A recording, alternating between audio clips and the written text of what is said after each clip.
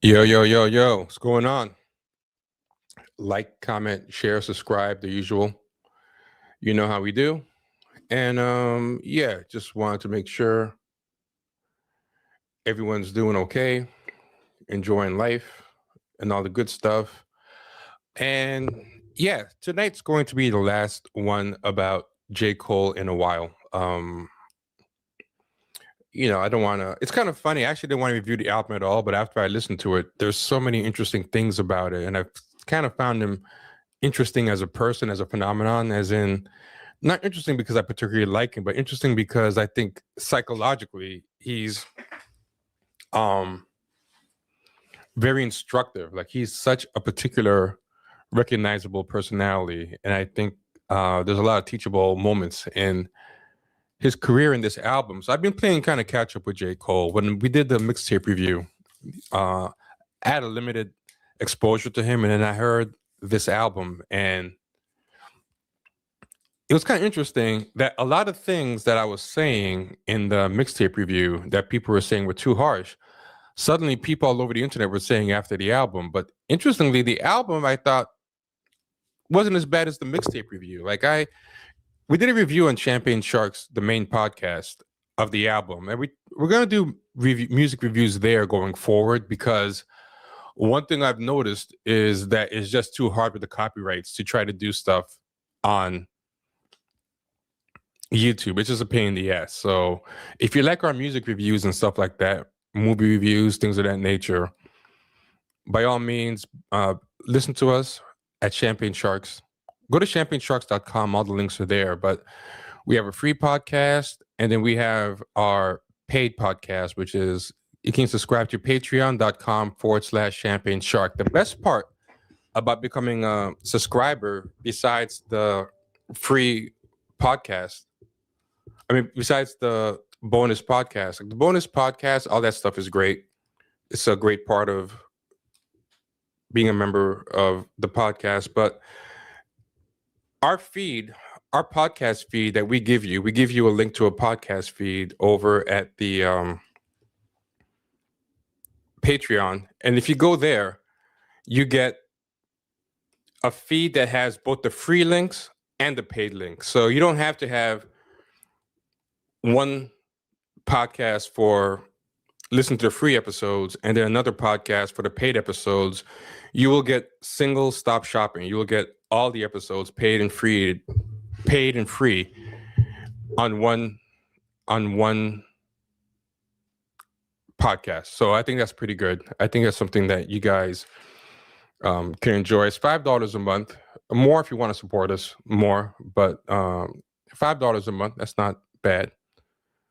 Break it down per day, it's like pennies a day. So something to consider. Curious how people felt about the finance episode, because I know it's not what we usually do. And just a thing I was curious about. But we're going to do a part two. There were some things I forgot to mention in part one that I think are worth mentioning. So I also think we're in a pretty interesting time, and I'm very curious what's going to happen tomorrow. I think we're in do or die time, and it'll be pretty interesting because there's nothing I feel coming to save us. But I don't want to get too sidetracked. But yeah, unless something new or notable happens with the J. Cole space, I don't plan to keep going past today. I mean, I'm feeling weird about doing like three things on J. Cole, but meanwhile, there's people doing whole channels like where they're just doing nothing but beating into the ground Drake and J. Cole content. So I don't even know why I'm so worried about. Someone asked what's happening tomorrow. Tomorrow is the CPI report. It's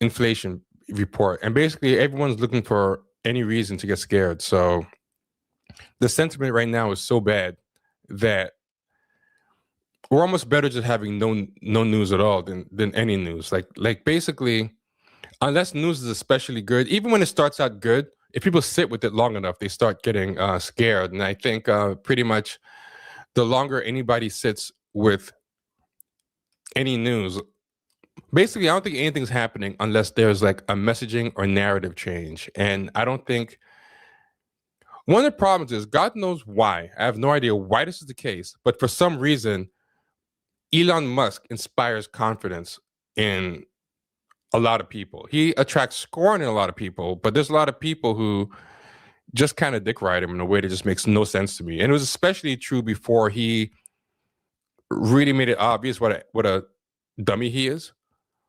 But even post dummy Elon, even at his worst, there's a lot of people, like, for example, when it was announced he was giving up government to to dedicate more of his time to the business of Tesla, the shares went up like crazy.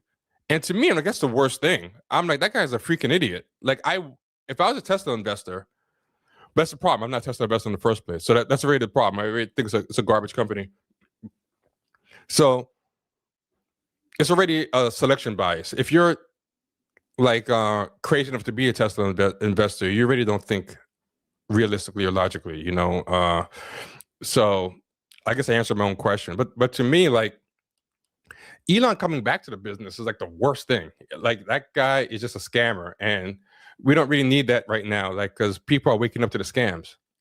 People are waking up to everything. Yeah. So that was my thought, but it went up. So for whatever reason, this type of person that finds him charismatic, that finds him a genius, that thinks he's, or at least in the field of Tesla and electric cars, they view him a genius, and I don't get it. Whatever. But there's not really anybody like that in the AI space, really, that people are just like, oh my God, he's speaking. That kind of celebrity air. Like, Sam Altman's not that guy. Jensen Huang is, people kind of like him, but he's not the person that they need, because his company is the one selling the picks in the gold rush. He's not an actual gold rusher. He's not the one making and trying to sell the AI. He's the one selling the tools to everybody making the AI. So his personality is probably the closest to inspiring confidence, but he's not in the role that people need. People need to see an actual gold prospector. We're not trying to convince people that selling shit to the gold prospectors is profitable. Like, Levi's exists to this day. I'm sure some shovels are still popular. That's not a problem. Gold itself is still popular. It's the actual prospectors that need to inspire confidence. And among the prospectors, I don't really think there's a personality that can create a cult around him. So I'm not really sure who's going to turn this narrative around. And the president is insane. He doesn't seem to care about anything. So he's not going to try to, like, get people feeling good. So I don't really know. I don't really know who's going to be able to change this narrative. Last year, people were just worshiping the altar of AI, and they thought all these companies and all these leaders were geniuses. And, who are we to question them? And that's gone. Like, I don't think Zuckerberg's going to be the guy to turn it around. So I don't know who it's going to be. I don't know. But as long as the narrative and the sentiment stays bad, I think people are going to find an excuse to shit on everything. And interpret it in the least charitable way. And the only thing I think on the horizon to really change things around meaningfully is a Fed chair who's just a rate cutting machine, even though I think that's going to have its own problems. But as far as keeping this bubble afloat, that's what the bubble needs. And that's just too far away. The actual change in regime is months down the line, and everyone's anticipating him to be hostile to rate cuts. So that's just 4 weeks. I mean, that's just months and months of sitting with a negative bias. So yeah, well, let's just say thing. He's supposed to be a hawk, but there's a certain logic to that, right? Some people theorize, and we're going to move past this because I want to stay stuck on this because I'm coming back to finance in an episode next week. But he's supposed to be a hawk. Now, what some people are thinking is that why would Trump hire a hawk when he's been so adamant about rate cuts? He's threatened to sue the current Fed just over not doing rate cuts. Like, he's not explicitly saying that, but he's basically punishing him for that. He has another pretense for the building, but that's the real reason. Now, one reason that people think, and it makes a certain kind of sense, they realize that they think that Trump realized, right? Because people were pushing back on Trump in press conferences and stuff. They were saying, "Yeah, you're hiring the stooge.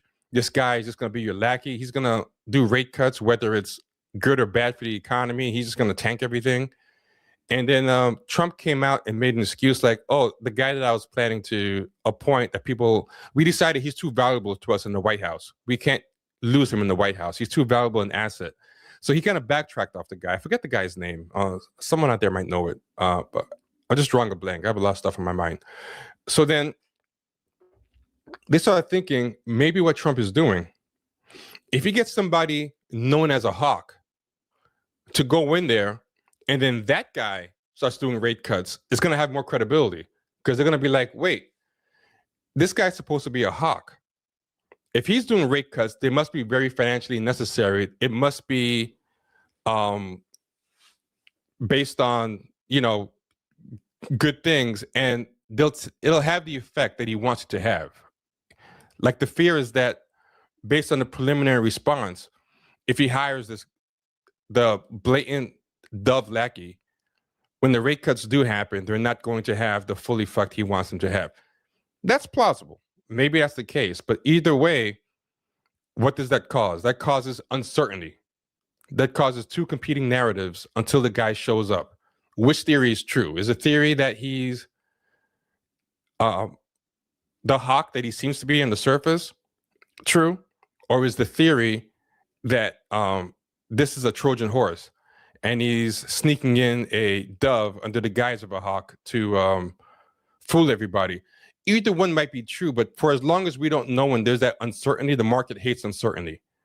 And that's what we got to sit with for a couple of months. So yeah, it's going to be tough. We'll see, but I think people should not get too comfortable in the stock market, personally. At least not, take a lot of crazy risk or concentrate or do position sizes too big or anything like that. Like those days are just buy the dip blindly, I think, are not safe. Okay. So, quick announcement. Well, first, as usual, like, comment, share, subscribe. If you have time, watch a lot of our shows, rewatch a lot of our shows. We're trying to get remonetized. I didn't realize we got demonetized from excess inactivity. So we need like another 1,000 hours of viewing time to, get back monetized. So, if you want to catch up on episodes that you missed or refresh yourself on, yeah, by all means, it would be greatly appreciated. Now, also let people know we're on here. People you think might be interested, share it with them. Now, the other thing is, we took a survey, posted on YouTube in the section that's kind of like a blog, put up a poll, and people agree that they want weekday evenings as the time that we do it. So I made another post, but for those who missed it, I'll put it again here.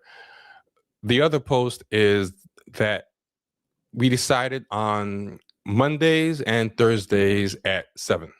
Those are going to be the usual times that we're going to do the show. So some days things might pop up and we might have to move it during the week, personal stuff or whatever, but we'll let you know. But for the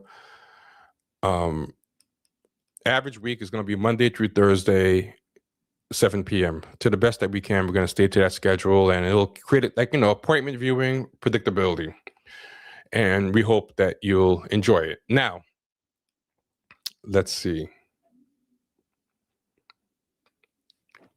Let us load up. We're going to do 3 videos today. I just uploaded one online, but I didn't double check. Okay, it looks like it's going to work. Let's see. Let's see if this works.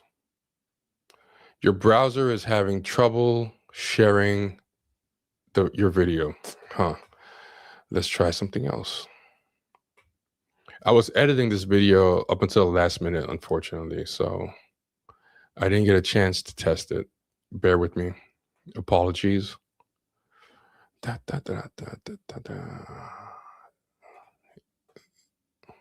going to try it a slightly different way.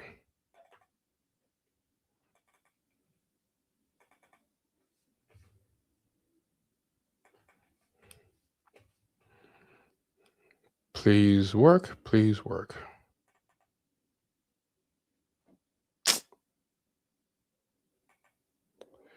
It's crazy. It's saying, just give me a second.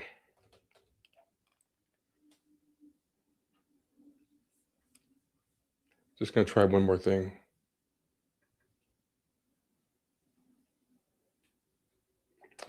I think I know what might be the problem. Yeah, it works.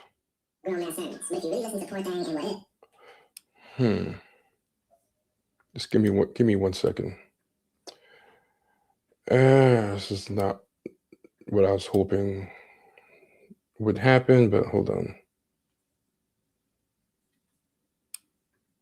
You hit two completely different versions. Yeah. So I edited it here, and it should have. I get it now. It's on the cloud. It has to be downloaded.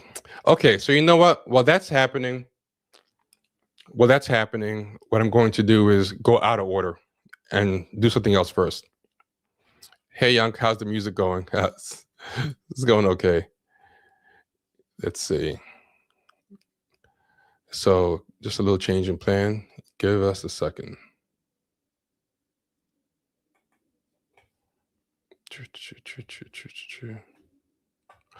Also, does anybody want to be a mod? By the way, if so, let me know.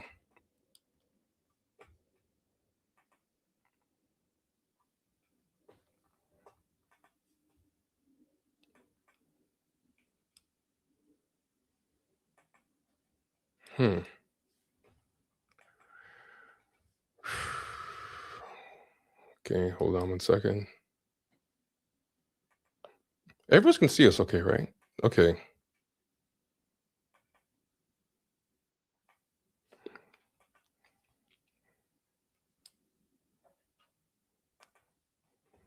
Just give me a second.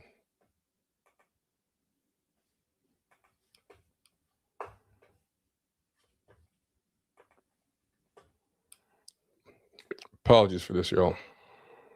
Okay, cool. We're gonna start with this one instead. Here we go.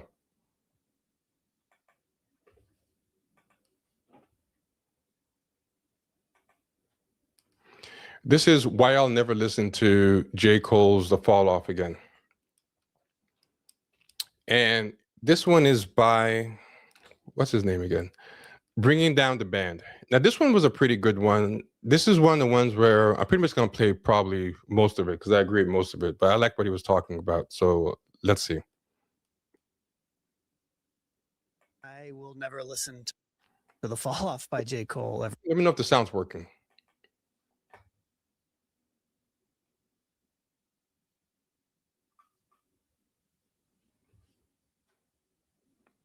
And just hold on.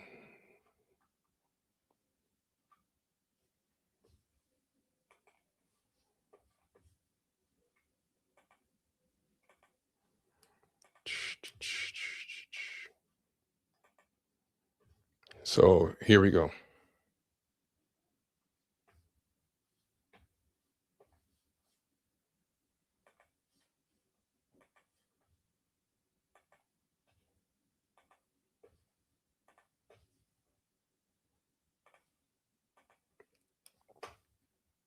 Again. These days, it feel like haters, they favor was conflicted. From one perspective, J. Cole is an immaculate MC. He makes really good music, but from another perspective, for me specifically, sometimes it's really hard for me to connect with him. And so I want to talk about that a little bit and break down what I think that actually is for me and why he is probably such a polarizing artist to so many. For those of you that can't stand him at all, and for those of you that just love him so much to the point that you can't even understand why people don't like him. I'm Sean, Longevity with Bringing Down the Band and the New Old Heads podcast. This is my Unpack series. Typically what I do is I go deeper on New Old Head segments, but let's talk about J. Cole. Let's talk about The Fall Off.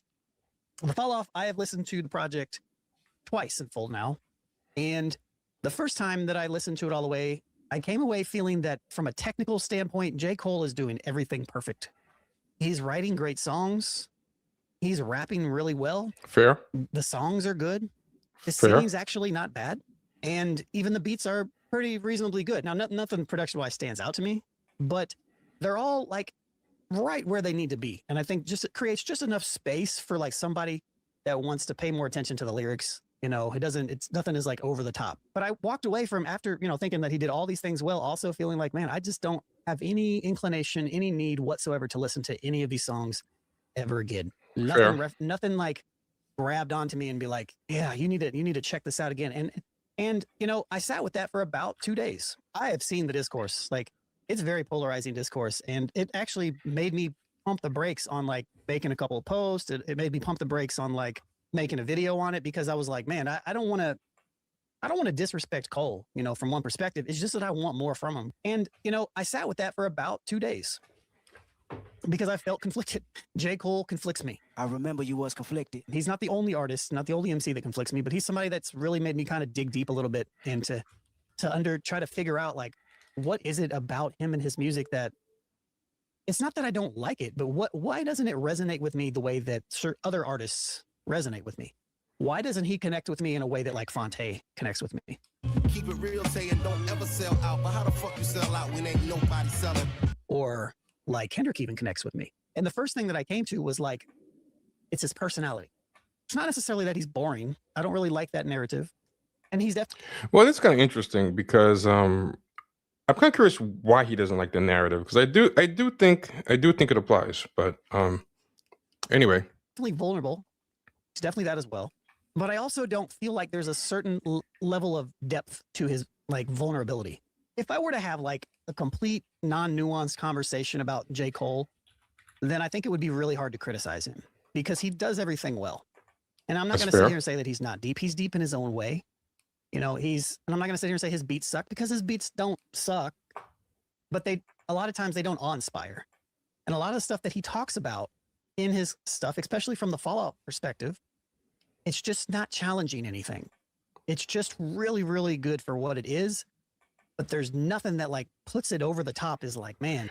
I think the not challenging stuff is very true. And I think a good example is that song you had that was a take on I Used to Love Her by Nas. And it's like, I Used to Love Her by Common. And it's good. It covers everything, but it basically breaks no new ground. Like it's I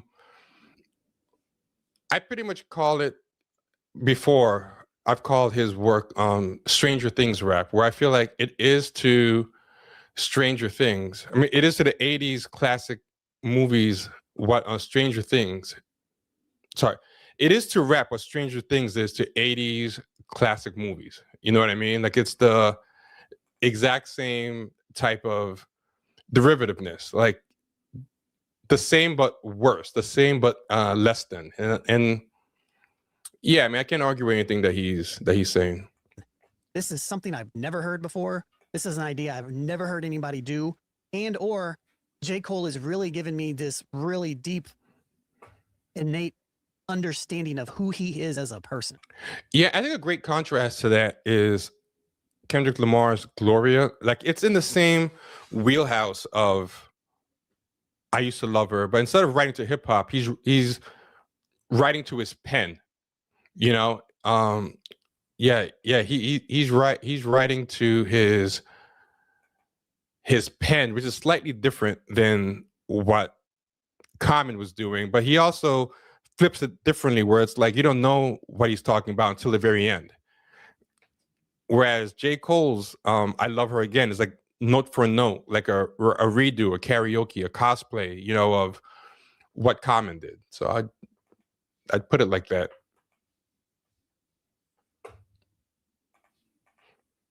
I just don't get that from him. I have to shout out to my guy, Read My Soul. Shouts to him. He's probably going to be dropping a J. Cole video soon as well, if it's not already out. So check that out. But we were talking over the weekend when I was kind of like sitting and gathering my thoughts. And I said something to him along the lines, and I had said this in the past too, on the New Old Heads, about J. Cole feels more like an acquaintance when I listen to him. But the artists that I want to listen to, they feel like friends. And I'd add something else too that I think the really great artists do. Like, I think the lesser artists feel like an acquaintance, the better artists feel like friends. But I think the best artists you feel like you listen to yourself. Like you forget you listen to another person. This person that you somehow manage to see yourself in that person. Even as they're clearly somebody else, they're somehow your friend and they're you at the same time. And I feel like there's just that level of barrier that's kind of set up there, you know? And that's the least barrier of all. Like, when somebody you feel like is living in your head, like you're thinking the thoughts that I've thought, you're reciting the history that I've lived, just, coming from another person. Like that's as merged as you can get with with an artist, but not in that disturbing parasocial way where, you're just kind of living through them. It's like they're living inside you somehow. Like if I'm talking to my homies about something that's deep or something that I need to get off my chest, like I don't want to, and you're telling me something in return, but like you got this barrier up, like what are we doing? And that's just kind of how I feel like J. Cole is with his music. And I don't get that from a Fonte. I don't get that from a Kendrick. I don't get that. The one thing I wish people would talk about, because there's a lot of different people making similar observations, but the other thing is, it's undeniable that Cole has hardcore stands. He has hardcore fans. And this is something that I need to think about. And one of the reasons I've been watching so many videos, because I want someone else to talk about it, right? Like, but usually what they're describing would hurt an artist, but it doesn't hurt J. Cole. He has very, very, very loyal, rabid fans. So the question I would have is, what kind of person is all this not only not a deal breaker for, or what kind of people, because there might be multiple types comprising one fan base. What kind of people does it not bother to talk to someone who has a barrier up, to talk to someone who, one thing I would think is there are people who have barriers themselves, maybe. There are people who have a superficial knowledge of their own self and their own vulnerabilities and faults and kind of operate on a shallow level. But then I don't feel right calling someone's whole fan base that, the other thing, maybe they're just people who just really like technical skill, which J. Cole has a lot of. But on the other hand, because he doesn't do anything unique or transcendent enough, there's a lot of older artists you can go to for the technical skills. So I still don't understand it. Like, for example, even when Stranger Things was at its best, it was never as good as peak John Carpenter or peak, whatever. So even when it was doing what it was doing well, that was in my wheelhouse, all I kept thinking is, man, I could just turn this off. Instead of watching like 12 hours of, filler and lesser writing, I could just watch a solid 2-hour 80s movie by John Carpenter or 70s movie by John Carpenter that this stuff is referencing, and that's yeah, so that's something I would like people to kind of speculate on more. I'm just kind of wondering, like, so many people talk about the same flaws in J. Cole, and they say things like, if you're a fan of his, this won't change your mind. And if you're not a fan of his, this won't change your mind. But they only speak from the perspective of the person who doesn't like him, despite his flaws. The person who doesn't like him because of his flaws, or the person who likes him because of whatever strengths they see. But I'm curious about someone who describe the people who like J. Cole despite his flaws. And no one's really seems to have stepped in that space yet. From a lot of other artists. But I do get that from J. Cole. And I don't necessarily think that that's a problem. I just think that that's, for me, I'm looking for something a little bit more from him. And he just does not open up and get. And if somebody in the audience, somebody who is or was a J. Cole fan, respectfully speaking, don't go like crazy with it, but let me know if you have the answer to my question, like from yourself, like but it has to be somebody who recognizes his shortcomings. Like if you're a fan of his and he goes and you're like, oh, I don't think he has those problems at all, then I'm not saying your view is invalid, but it's not really answering the question I want answered. Like if someone is like, oh, I feel very intimate. I feel a lot of intimacy and connection with J. Cole. And I feel like he does the opposite of everything this guy is saying that he does. Like that's a valid point to have, but it's not really going to answer my question. So I'm kind of curious, someone who recognizes or agrees with these flaws, but liked or still likes J. Cole. If you can kind of tap into what you think was going on with you. Put that to me, so that's the main thesis of it, to be honest. So with that, let me talk about the fall off and first speak on the highlights. So like I said, I listened to the fall off first time and then I gave it 2 days and then I listened to it again. I slept twice and I listened to it again. And I will say on the second listen, I did enjoy it a little bit more. And I will also say that I enjoyed the first disc way more than I did the second disc. The first disc felt a little more personal. It also felt like he was talking very specifically to the people where he was from. And I think that that's an important piece to analyzing this project. Like, this seems like this was something for his hometown, for Fayetteville, all the imagery and everything that he's doing. My problem is, like, even though this is Sounded something even for his hometown or whatever, I think if you're going to be somebody who makes such a big deal about being the hometown hero, your music needs to paint a very vivid picture of your hometown. Like, I need to feel like somebody on Twitter said, part of the problem with this album is that it's about his hometown, but I don't feel anything when I hear about his hometown. And then all these people started arguing with him, like, oh, you're not from there, so you wouldn't get it, so shut up. It was these like J. Cole fans or whatever. And they were saying that, oh, you have no right to weigh in because you're not from there. But first off, this album is not made only for people from Fayetteville. Like, you don't release an album this big just for one city. This is an international album. So for you to defend something by saying it's only made for, if he only sold it out of his truck in Fayetteville and nowhere else, you'd have a point. Because now you're going where you weren't asked to go and where you weren't invited and just inserting yourself in this conversation. No, Cole wants all of us to listen to this album. So we all have a right to judge. But the second thing is, that isn't the point. Because, like, okay,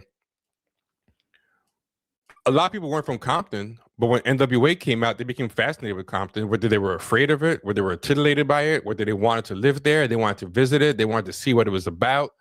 They thought it was the coolest place on earth, the scariest place. There was a fascination created with it. Same with Queensbridge, same with Memphis. Like, the two problems, I think, with J. Cole and his Fayetteville focus is, well, two things. He doesn't give Fayetteville its own sound. This sounds like a mix of 90s boom bap from Queens with 2000s Soulquarian type rap, that kind of backpacky, neo-soul-y kind of rap that Common, Ninth Wonder, Little Brother were doing. And then a little bit of 2000 Southern stuff mixed in just to remind you he's from the South, and at no point do I feel like, for someone this generationally talented, there's no sense of stretching himself, no sense of creating his own thing. Like, what is the Fayetteville or the North Carolina sound? I feel like this album sound has a home everywhere, and as a result has a home nowhere. And the second thing is, like, I should have an idea of what makes your town compelling. I should be transported to your town. And I know about people he knows in the town and things he's done. I know he went to a club in the town. I know he had a rapper he has beef with in the town. I know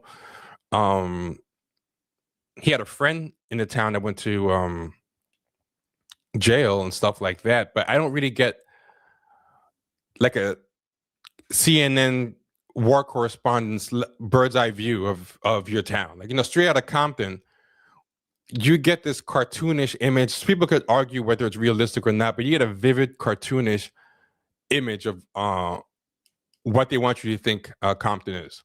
The CDs out the trunk and things of that nature. Like, this is something very specific, I feel, for that. And because of that, I really like that. Another great example, the comment just reminded me of it. It's the most obvious comparison that there is. Good Kid, Mad City. Good Kid, Mad City, you understand Kendrick's Compton.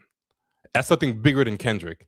Not just, what was the name of your friend in Compton, Kendrick? Or, what was the name of your high school? Or this and that. Like you get to understand what it's like living there, and I never really get that sense in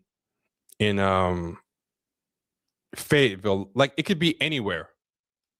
People listen to music casually, and then they get shot by a drive-by. Like, okay, that could be anywhere. Like, there's guns and there's stuff happening there. Okay, that could be anywhere. I don't really. It's in the South. Okay, there's a lot of places in the South. Like I don't really get a visual of what Fayetteville looks like or feels like at all. I really like that aspect of it. As somebody who comes from, I grew up in a small town called Anderson in Indiana, but I've lived in Indianapolis for the last 16, 17 years. And we're also a smaller town when it comes to market and music and things of that nature. And it's a great amount of pride that comes with having artists that fully represent where you're from and where you're at. And I can appreciate that about Cole in this project. Now, what I will also say, listening to the whole first disc, there weren't really any records. Realistically, there are no records on the entire 24 that I would just straight skip. And this, again, goes to the fact that J. Cole knows how to make records. Like he knows how to check I'll check all the boxes off. Yeah, I agree with I'm that. not going to break down the lyrics or anything of that nature. I'll leave that to the people that are really gun-ho on that. But very specifically, I feel like the first disc was pretty solid. Another thing that I really liked from time to time was when he did introduce some other people.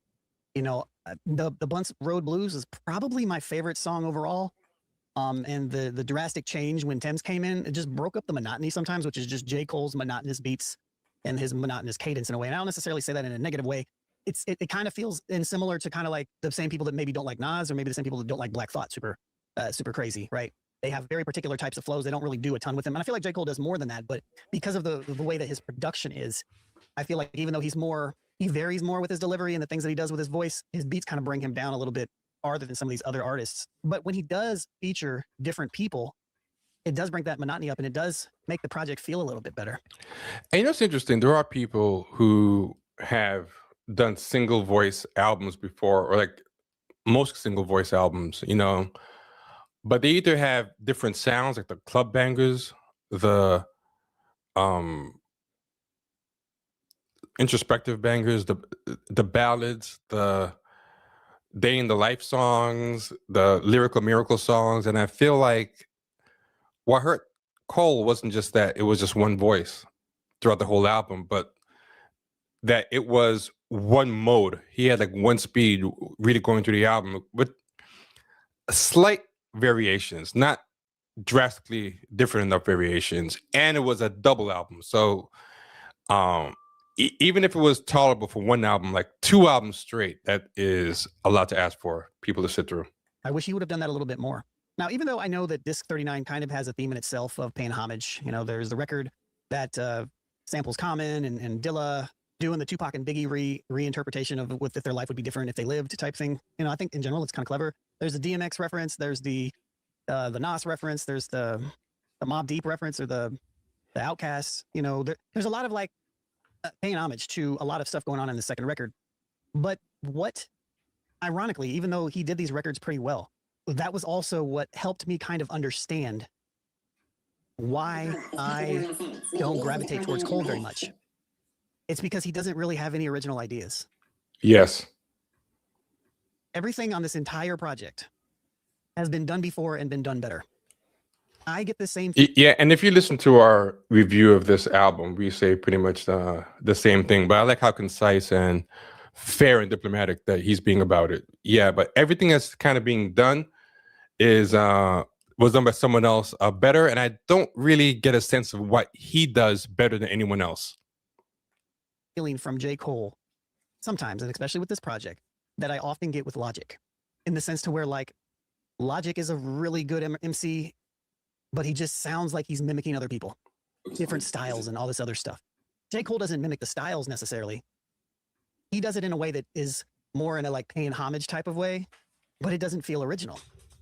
And it's really hard for me, as somebody who's been listening to this stuff for so long and listened to so many songs, to get overly excited about something that I've heard already. Like I've heard I Used to Love Her. I've heard 9 to 10 other artists do different versions of I Used to Love Her. Yep. I've already heard that, and that's not to say that what he did wasn't bad. It was straight. There were at times on that second disc where I was just like, stop it. Like, stop. You're being corny. And I understand that he's leaning super heavy into this, and this is very much intentional. And from that creative, artistic point of view, I can respect it. but from the person that just wants J. Cole to be himself and for him to give me something that is him. But I feel like J. Cole doesn't really want to be himself. He's very, very guarded, which is not bad if you're a different kind of artist. But I don't think I've ever gotten a deep sense of 50 Cent. Like 50 Cent pretty much is a cartoon character in his raps. Every now and then he would get introspective on a whatever. But I think part of the problem is because a lot of J. Cole's favorite artists like Tupac and others are very personal and confessional, he tries to be that, but it's very shallow, so it doesn't work. So he has songs that have like the form and the mask of deep confession, but it's the insights are very or intellectuality, but the insights are just very shallow. You know what I mean? And I mean that's nothing that kind of makes me ask, like, who are the people who like J. Cole? Like people who, to a degree, who I feel like it's and there's no way to say this without being insulting, which is maybe why more people don't want to broach this topic, perhaps. But I feel like listening to this album, he's a midwit, not a dumb person, but a midwit, like a medium intelligence person's idea of a genius, or a medium depth person's idea of a deeply vulnerable personal artist.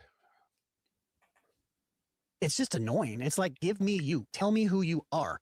Who are you, Jermaine? I just wish he really gave me a little bit more of himself, you know? Yeah. I teach young music producers, you know, at a school called Decademics here. I have since 2017. And I also teach at a local university. And, you know, I kind of equate it to like when I'm working with an artist that knows how to do everything appropriately, but they're just like going through the motions and like checking the boxes off. Like this is mixed well. Cool. This is a song for this. The problem with this, and I would love to talk to this guy and ask him, because I want to know myself, like, there's a part, I think, in every art that is the unteachable part. In stand-up comedy, there's a part that they call the unteachable part. In acting, you know, there's an unteachable part. I think in most things like that are like I think even some things that aren't as nebulous and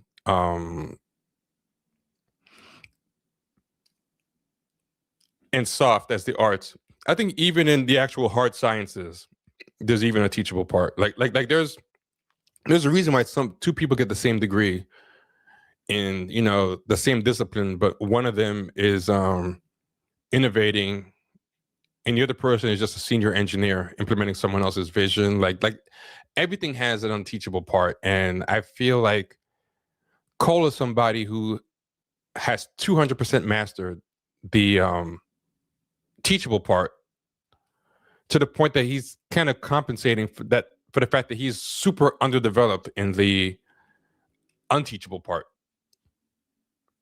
You know, this is a song for that. All right, I'm doing all these things, but they're just not tapped in enough to give me who they are. And it's a really weird, intangible thing to kind of describe about artistry sometimes, because I am sure that Jermaine Cole feels like he is leaving it all out on the table for you and for us.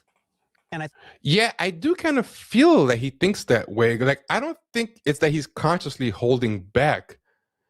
I think he's giving as much as he can give, but he just doesn't realize how shallow he is.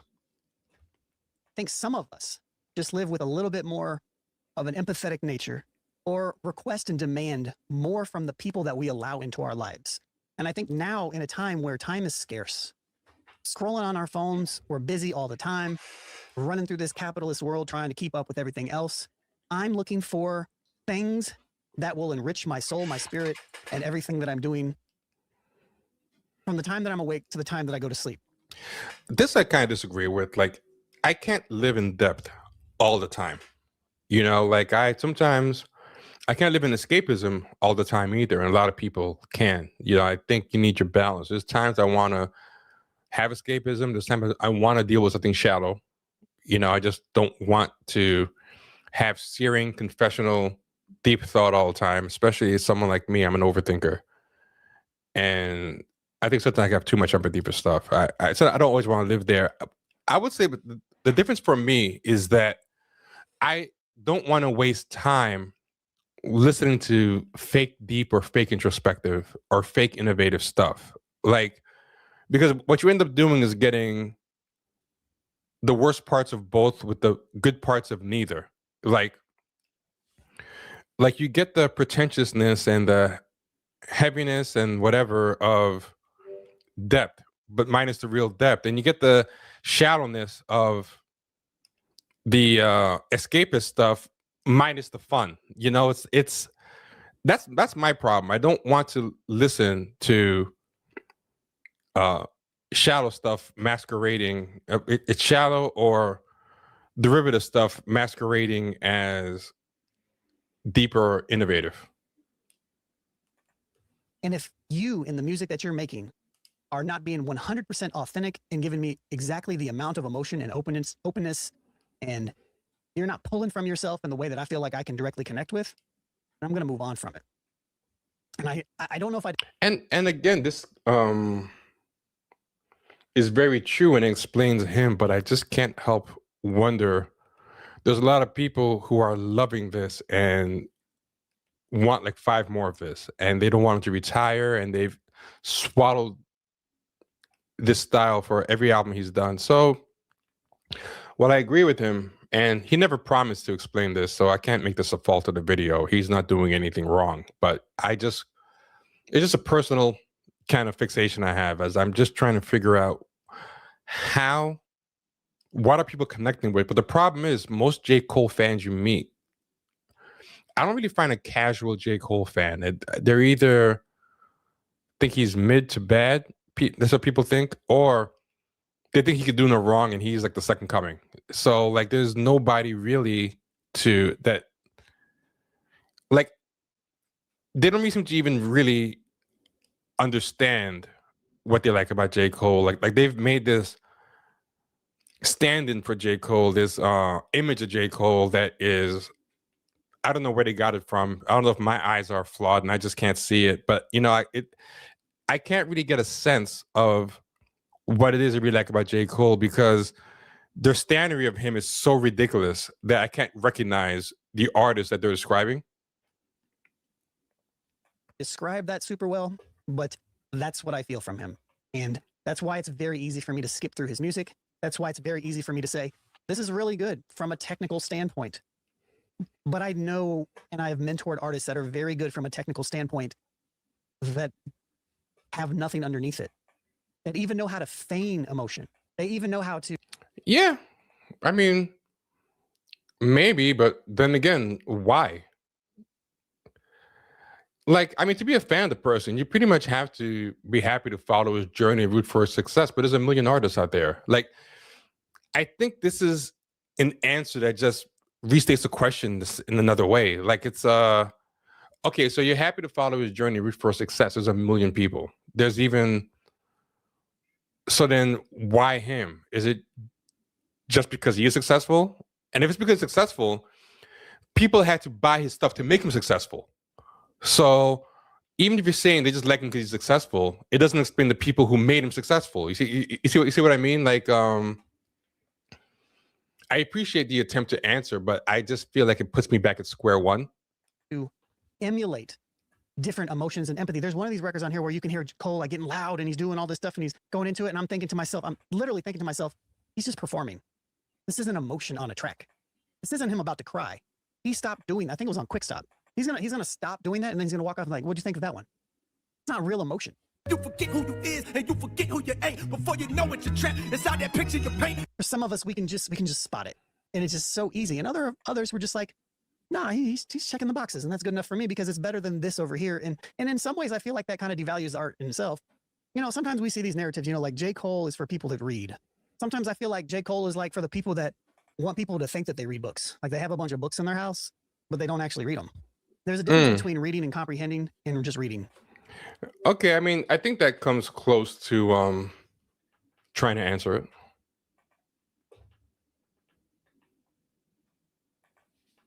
Yeah. You know, and I know that very well because I was somebody that struggled at comprehending reading when I was in 3rd and 4th grade. And then I got better at it. It's something that you have to practice. But I really didn't want to get on here and make a video, and I didn't want to make a hate video about J. Cole, because at the end of the day, this is just my perspective of what I want from an artist. If anybody out there hears me on the New Old Heads or sees the stuff that I share even on this channel and the music that I talk about on the Turn Off Your Radio stuff, the stuff that I always rank high, because I'm looking for something. I'm looking for somebody that cares, And I'm not going to sit here and say that J. Cole doesn't care, because he definitely cares. But I feel like he's gone through the motions so much, and maybe he's so far removed from life of the regular person, even though he tries to project it as such, he's not a regular person. Or has the money watered me down? That truth is hard for me. I don't know if you've seen Wonder Man. I don't want to spoil it too much, but there's a scene in Wonder Man where the actor goes and he's like, yeah, I want to follow you around, and just see what your life is like and take notes, That's what J. Cole feels like. Feels like an actor. He feels like somebody who's just lacing up his notebook for another idea, but he's not deriving anything from who he is. And, this nuance that I'm speaking on is something that is sometimes challenging to have a conversation about, because, who am I to say anything? You know what I mean? But overall, I would say The Fall Off is a solid 7 out of 10. I think it's a good album. I think you can play it front to back. I think you have to be super conscious when you're listening to it, because it's very word heavy. You have to be awake, because J. Cole is kind of monotonous, and there's not a lot of breakups. All the production is kind of the same. There's not a lot of features. I was really hoping for more. And before this dropped, we had a conversation on the New Old Heads about J. Cole and about what we expected. And I said that this is what I just described is kind of what I expected, but I hoped for more. And he didn't kind of live up to it. But if he lived up to it for you, hey, I'm happy for you. So shouts to J. Cole, super talented guy. I just need friends out here. I don't want acquaintances. And that's why I'll never listen to The Fall Off by J. Cole ever again. Yeah, so I mean, I thought that was fair. Yeah, the one part I disagree with is I don't think everything has to be deep. I can enjoy some very shallow stuff. So that's not, fully. Hey, what's going on, Lance? How you doing? Yeah, but I mean, I totally respect where he's coming from there, for sure. For sure. I cannot get. I'm having a problem with something. Just give me 1 second.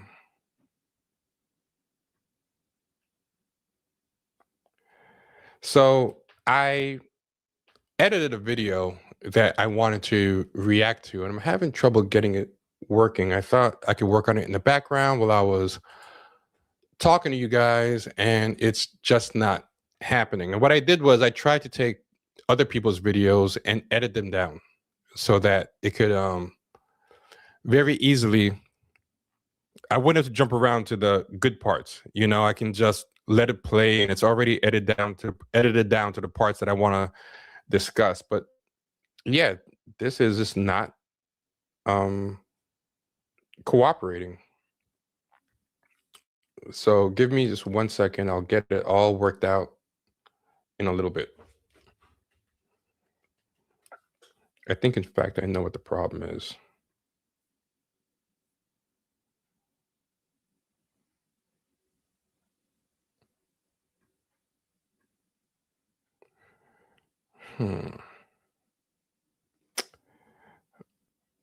Damn it.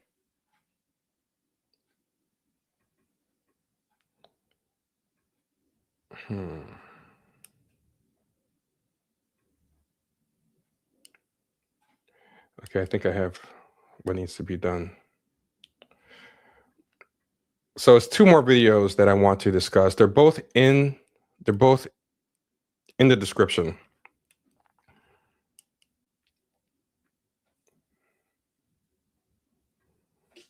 Okay.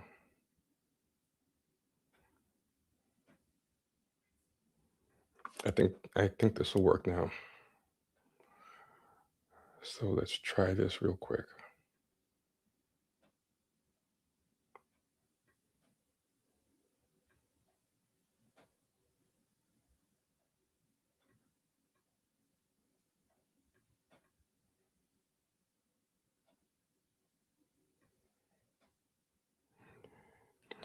Okay, cool. Yeah, so Yeah, I mean, I pretty much agree with everything that he said there. I can't really find much fault in it. Let me just try one more thing to get this to work. If not, we're gonna have to move on.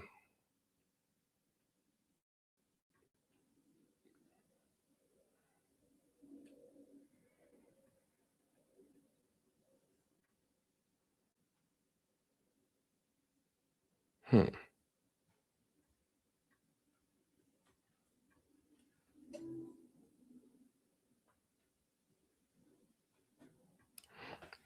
Okay, gonna try one more thing. If this doesn't do it, then I don't know what else will do it.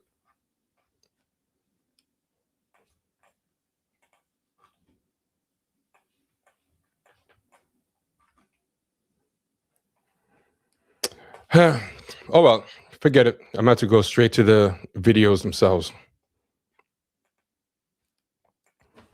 So we're gonna start with Lil Bill, who's talking about J. Cole, and his How it go? It's the bill. yeah. So I had edited versions of this video that I was gonna discuss instead to make it easier, but instead I'm just gonna have to just play it in real time and skip around. Join the morning show right back at you. Actually, it's the afternoon. Coming at you live and direct from, don't worry about it. Anyway, had to get my old man cough out just then. I wanted to rap with y'all real quick because the boy Jermaine had dropped what is allegedly his final album. Now we know, you feel me, if he was not fair to Cole. If you want to talk about rapping about, you feel me? So what you're going to see a lot of is ha ha ha, J-Fold, ha ha ha, light skin strikes again. He's talking about how he hates how people discuss music online, which I agree with. Everything's hyperbolic. It's the best thing ever or the worst thing ever. I agree with that. Ha ha ha, fake deep, ha ha ha, rapping about rapping. You feel me? Which I always thought the rapping about rapping critique was not fair to Cole. If you want to talk about rapping, so I agree and disagree with what he's about to say here, but I'll let him go on. When I hear rapping about rapping, what that means to me is like cannabis. You know what I mean? Cannabis raps about rapping. See, I think that's slightly different than what's happening with J. Cole. How many double, triple, quadruple meanings? I want to fit as many of those into this one bar as possible, just for the hell of it, regardless of if it serves any rhyme or reason. That is a problem too. Like, cannabis does have his faults. He definitely does. But for me, that's not really the same thing as what J. Cole does. Like, cannabis has Big Daddy Kane started doing this too, where you just have way too many punchlines. He started becoming punchline obsessed and way too many double, triple entendres. I don't think J. Cole really has that specific problem. I think in J. Cole's case, when people say rapping about rapping, I think they mean kind of two things. He's always rapping about what he means to rap and his process, and and that has more to do, like, similar to Nas. I think it's more of like Nas, has songs about his notebook, like a lot of rappers have songs about how they feel the burden of being the best, of how they're the best and everything.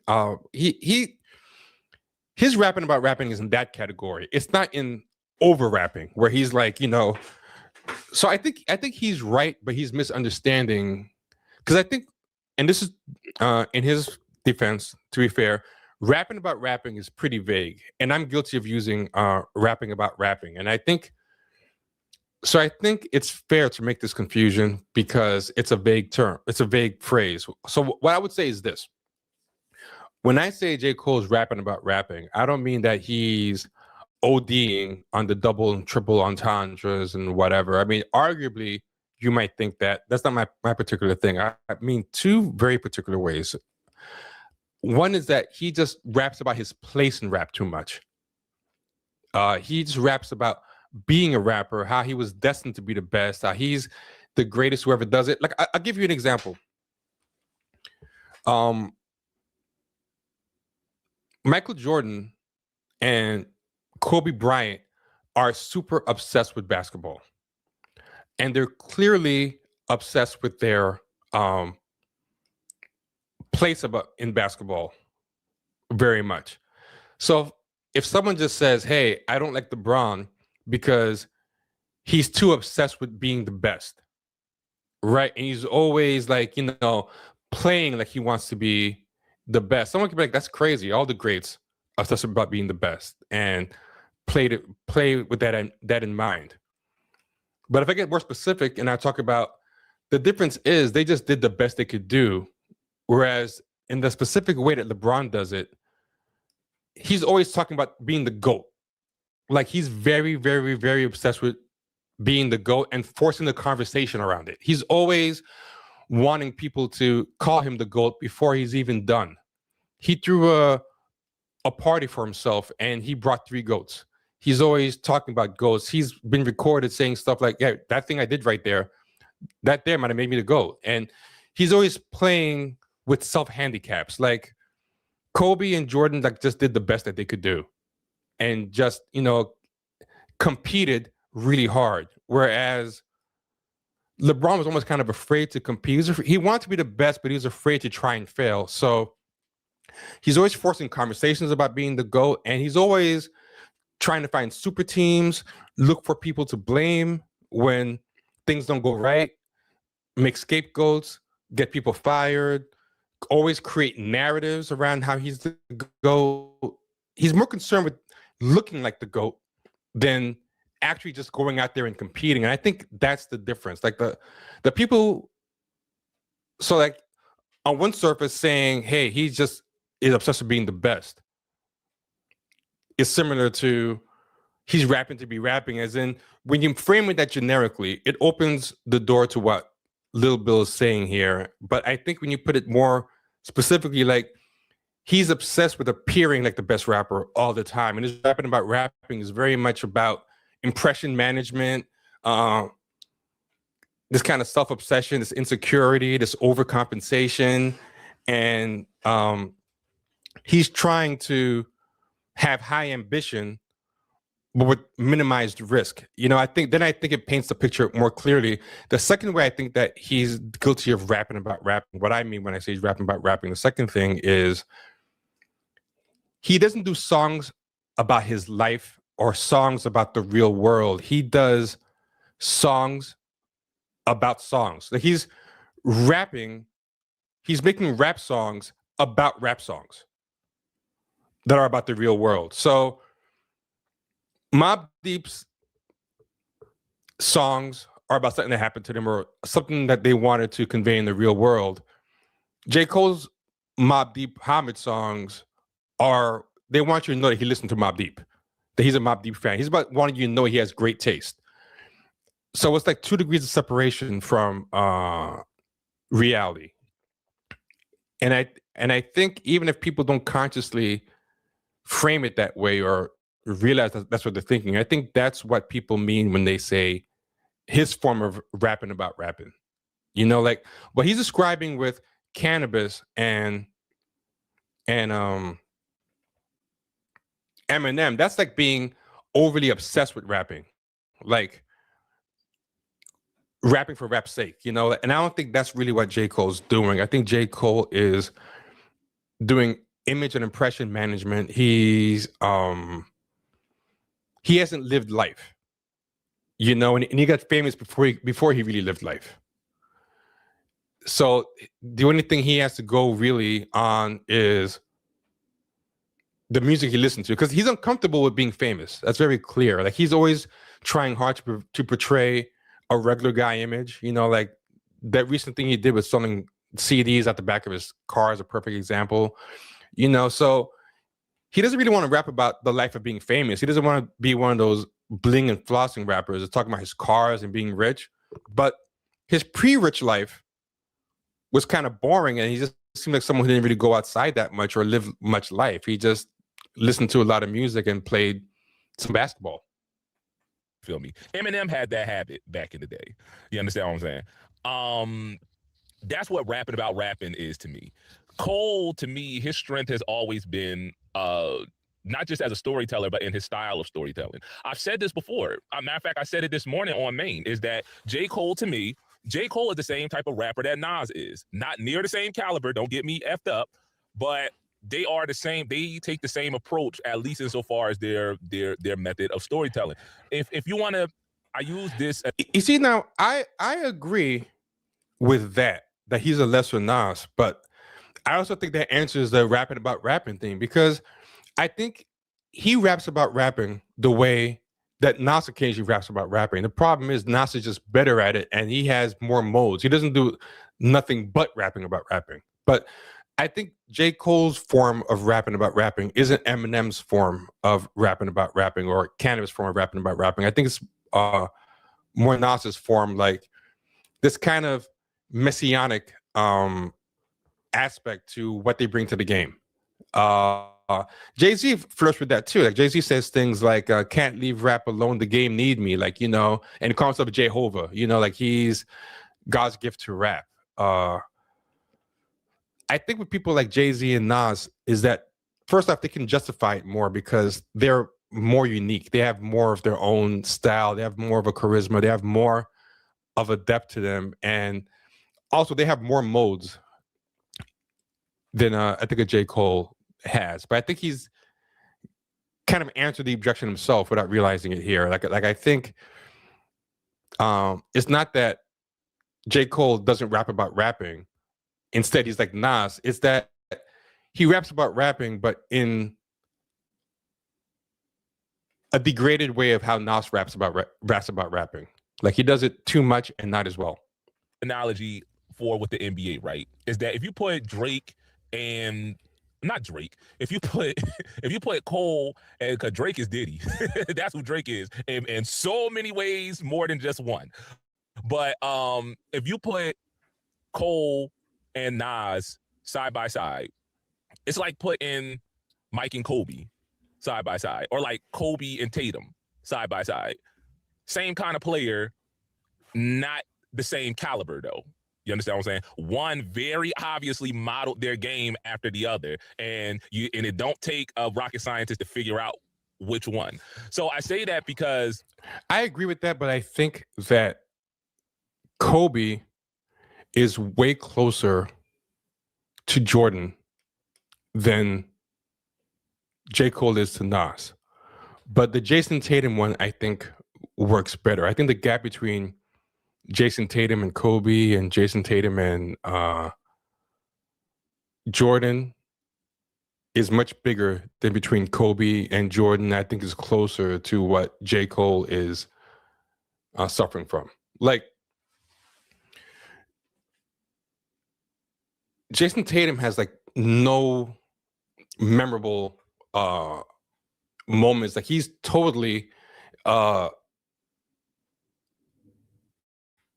of a rerun, a reprocessed version of someone else. And I'll give you a perfect example. I got to pull it up. I just remembered this because recently, it's funny enough, I didn't see this video when I said it, but when I recorded the review that we did this weekend, that I recorded with Kenny, one of the things I brought up was that J. Cole was kind of like a Jason Tatum.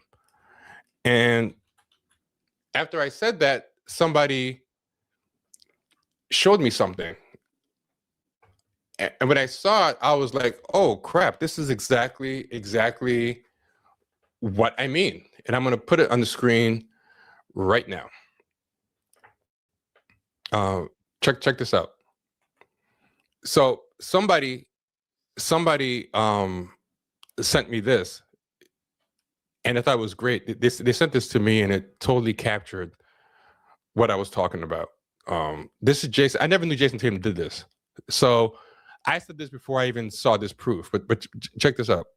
A lot of people have been saying Jason Tatum has copied others with everything that he has said since winning the NBA championship. Now, I've put a little compilation together, so let me know your thoughts in the comment section down below. Was it planned or was it all an accident?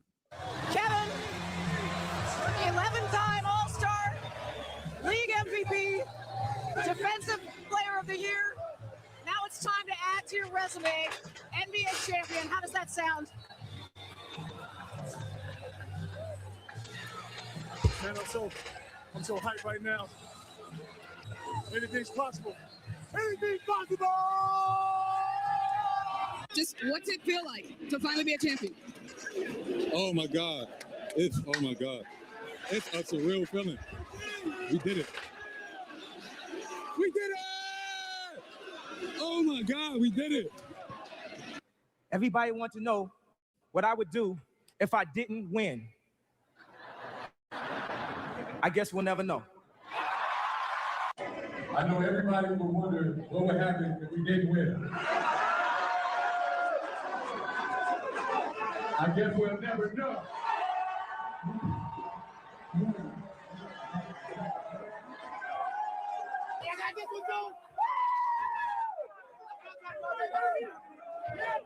Cheers, baby! What are they gonna say now? What are they gonna say now? We have a resilient group. We've been through a lot as a team over the last couple years, over my 7 years. What they gonna say now? What they gonna say now? Yeah, everything he does, even his unique moments, are recreations of other people's unique moments. Like, how do you feel about this? Like, it's like you need someone else's voice to express everything. And that's what I mean when I say, like, J. Cole writes rap songs about rap songs. He uses someone else's experience to translate all his own experiences. You know, there was this character, I forgot who it was, but they didn't have their own voice. I think it was like some kind of robot or something. He only had clips of old TV, so he would talk using recordings and audio clips of TV shows and songs. I feel like that's kind of like what a personality like J. Cole and Jason Tatum are like. Like, they can only express themselves through other people's words. And the reason I called him Jason Tatum is because I was thinking of when Jason Tatum texted Kobe just to tell him that he won after Kobe was dead. He texted Kobe the corpse, and then he shared it with everybody. You know, to kind of get performative props, like, you know, look what a Kobe fan I am. I texted Kobe as, you know, like, and it reminded me very much of what J. Cole was going for when he rapped his Biggie and Pac and kind of inserted himself in their legacy and kind of made it like a letter to them. But I didn't even see this thing, which was even proving my point better.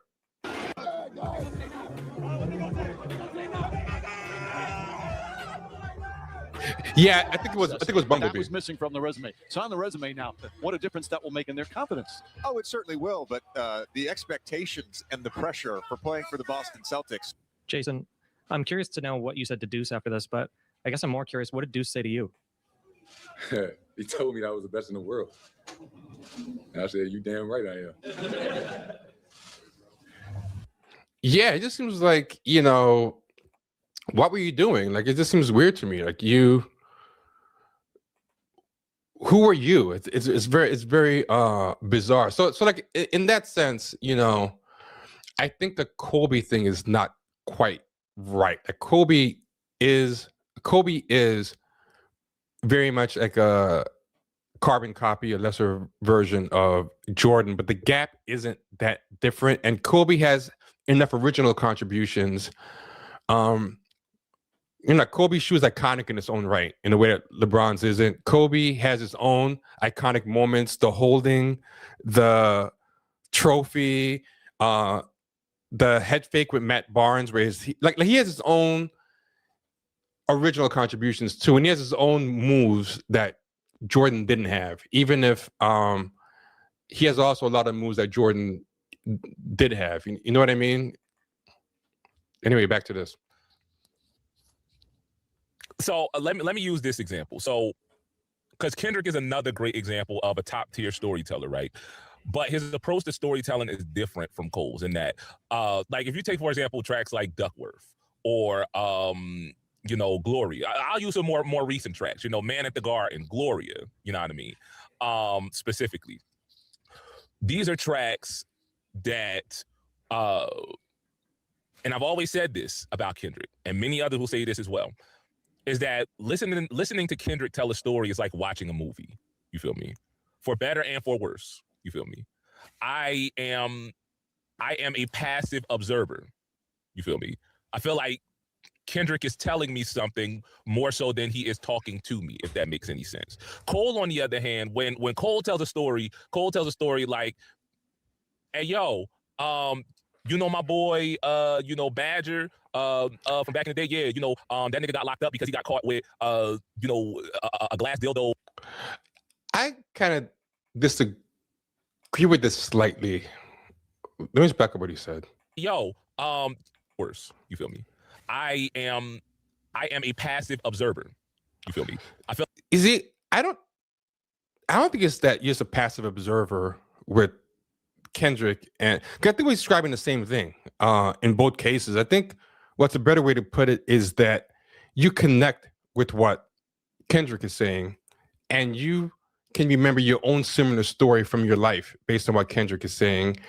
Whereas there's something distancing about J. Cole. It feels very much like he's just talking about a story very specific to him, more than a universal story. Like sometimes it can feel a little more universal, like when he's talking about his first time, but even like on Forest Hill Drive. But yeah, I feel like, when Kendrick's talking about like trying to get your first piece of ass, when you're young and you're traveling to a whole different neighborhood or whatever, that's just something that seems a little more universal. I can remember my own similar experience like that. And with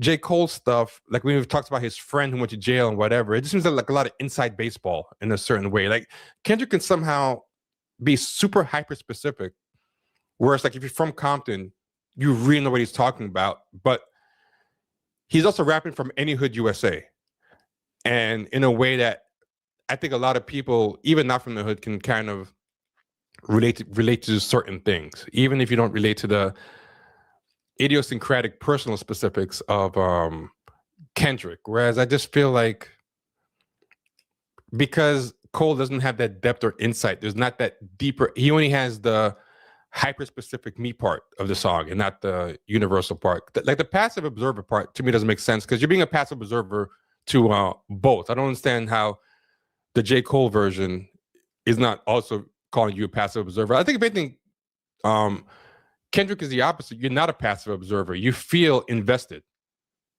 You feel like he's rapping to you or even about you. Like Kendrick is telling me something more so than he is talking to me, if that makes any sense. Cole, on the other hand, when Cole tells a story like, hey, yo, you know my boy, Badger, from back in the day, yeah, that nigga got locked up because he got caught with, a glass dildo, filled with white or something. You know what I mean? Yeah, that's a shame how that happened to him. Oh, or you remember that that joint that we were both trying to smash in 12th grade?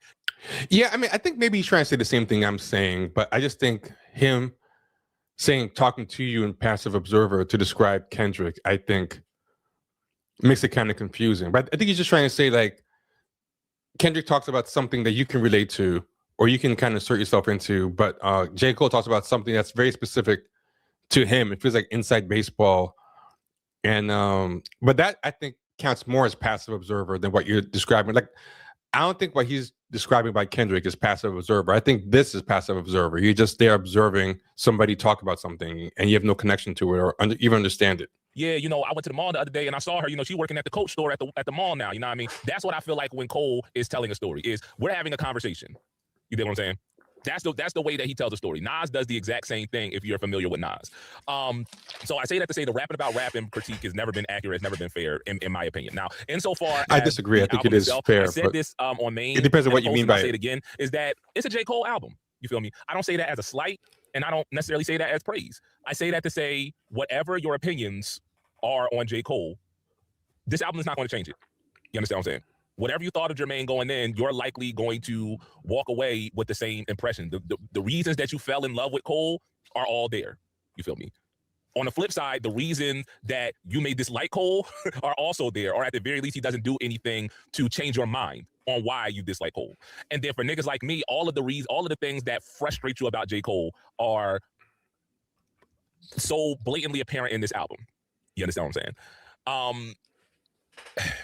So let me say. Yeah, So let me say that's this. fair. This is not a review, by the way. This is just my initial thoughts, my initial reactions, or whatever. So let me say this because I've seen a couple of people point this out, and I do want to get this off. Is that so? I forget which track it is. But again, another very, very early '90s Nas-esque, very it was written, very Illmatic style storytelling. Very. The first thing I thought of was The World Is Yours. You feel me? In the way that he told the story and in the production of it. That was the first thing I thought of was The World Is Yours. Right? Yeah, I think it's very fair. There was a lot of And somebody said Nas that Cole, callbacks. the way that Cole talks about gay people is like somebody who has never actually met a gay person in real life, which I get, right? And I'm not going to hold you. Yeah, I think that's true, but we already spoke about that on the show, and I want to skip around. Call you back the next day. That's this one. I say, read this. You understand what I'm saying? And then Family Guy, right? Here we go. Side one is that's fake deep, fake woke. The type of nigga. You know what side one is? Y'all He's talking about what side one of the album is like. Y'all know Brian from Family Guy, right? That's what side one Cole is. Side one Cole is Brian from Family Guy. Y'all know exactly what I'm talking about when I say that, right? He's the type of nigga, you feel me, that'll give you a copy of Catcher in the Rye, say read this, you understand what I'm saying? And then mind you, he ain't read the joint himself. You know what I'm saying?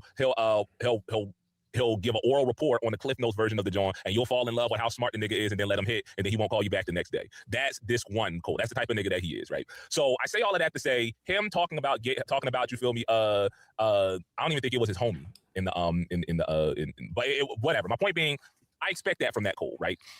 Yeah. So you're basically saying like it feels like a shallow, fake, deep Cole, like the guy that goes to poetry readings and raps about like my queen to get ass, and then afterwards he's talking with his boys about dogging chicks out. Like, yeah, okay.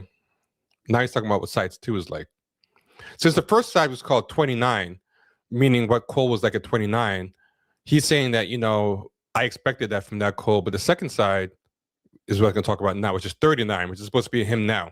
The second side is supposed to be grown up Cole. You feel me? It's supposed to be Cole now. And so this is kind of also what frustrates me about it, is that 39-year-old Cole is not that much, at least based upon the two sides, the album.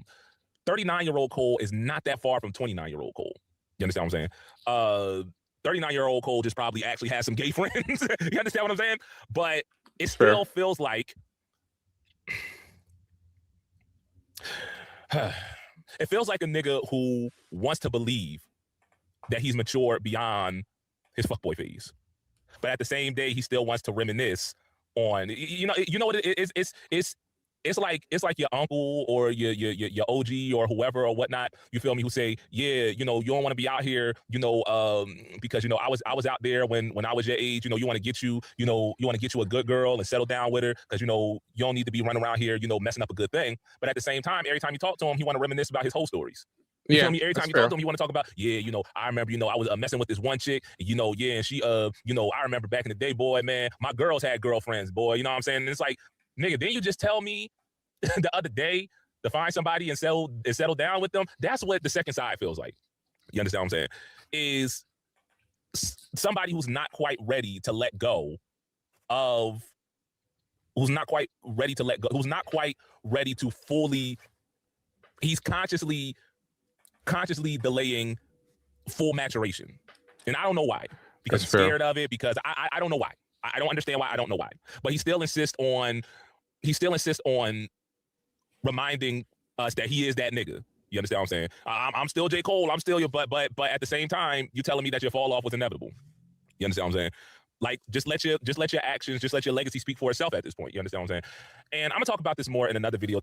Yeah, the legacy speaking for yourself part is kind of what I mean about why he's more like LeBron than he is like Jordan and Kobe. Like, I think at a certain point you do have to talk shit about yourself. Like, I'm not saying Jordan and Kobe never talk shit about how good they are. And that other rappers of the day didn't rap about how good they are. Like bragging about yourself is part of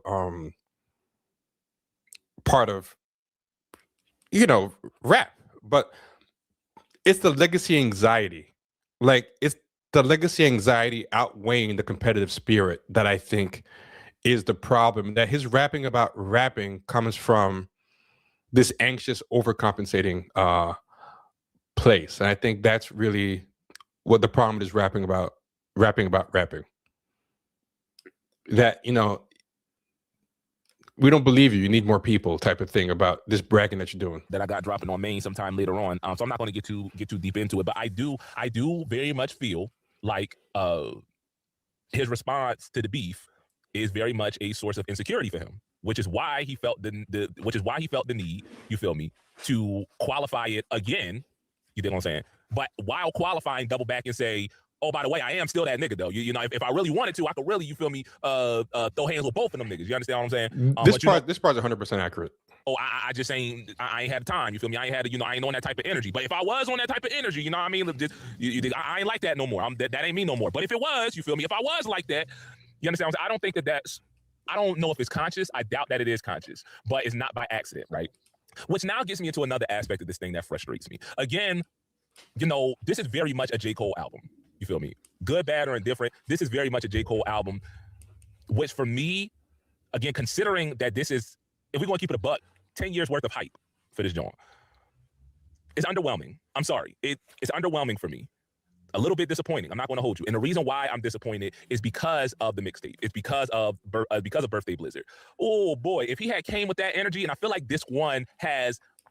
Now, this is where I disagree with him. I thought this album was better than the Birthday Blizzard, because the Birthday Blizzard was even like, I feel like with this album, J. Cole is at least cosplaying people he feels comfortable cosplaying. But him cosplaying the Locks, Black Rob, DMX, the Bad Boy people on those type of beats, it felt like wearing your big brother's clothes. Like, it just didn't feel right. It just wasn't there. Like, I wasn't buying any of it. I wasn't buying the hardcore bashful boasting and all that stuff. It just wasn't working for me. It wasn't.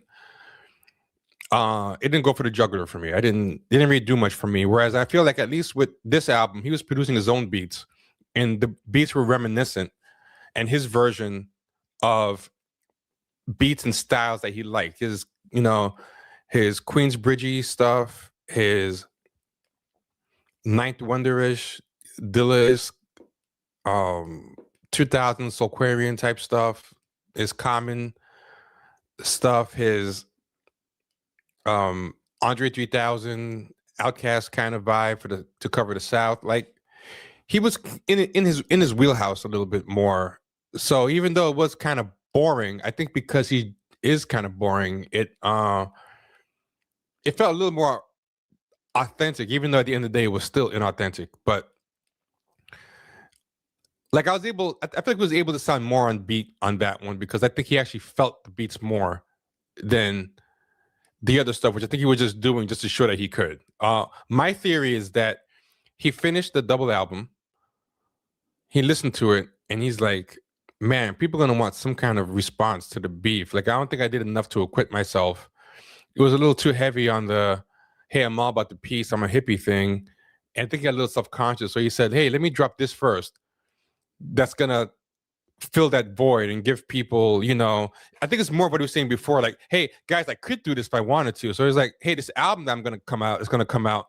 You're not going to hear any real tough talk on it, except for like against one local rapper, you know what I mean? And you might think this is just a bunch of cope.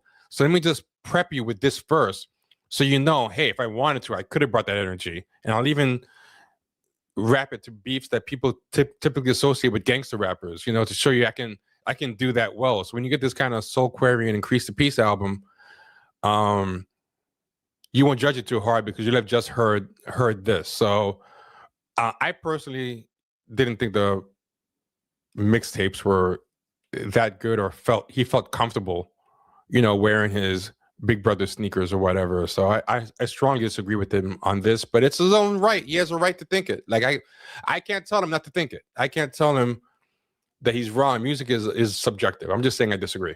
I feel like this one has a bit of that energy to it, But if he had came with that kind of energy on this album, I'd say, all right, okay, Jermaine, I feel you feeling yourself. You understand what I'm saying? And that, again, that's the thing that frustrates me so much with Cole, is that mixtape, you feel me? That sounded like a man that has some static to get off his chest.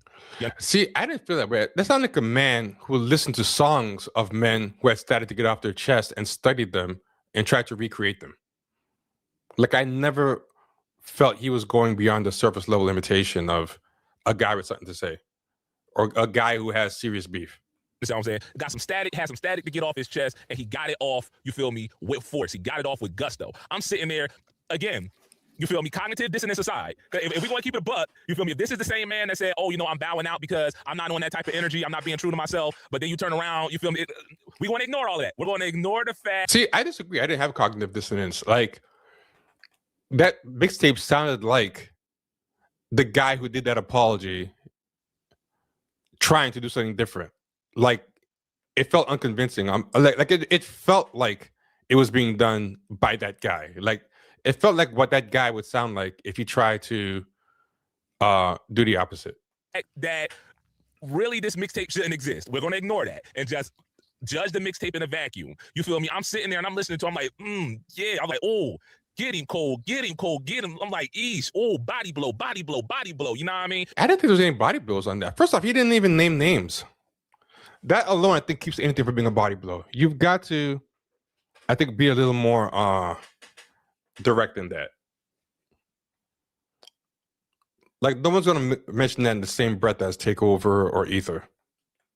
If you in the UFC, you feel me? Oh, that was another calf kick, another calf kick. Oh, you feel me? He finna throw a haymaker in a minute. You understand what I'm saying? And maybe he never threw the haymaker, but it was that succession of body blows that made me that made me say, all right, the fall off might be the knockout punch. The fall off might be the strongly disagree. You know I didn't see, and again, this isn't necessarily me blows. calling for blood, but it's me calling for that. It's me calling for the same energy. You feel me? That he had on what you call him. It's me calling for the same energy that he had on the mixtape.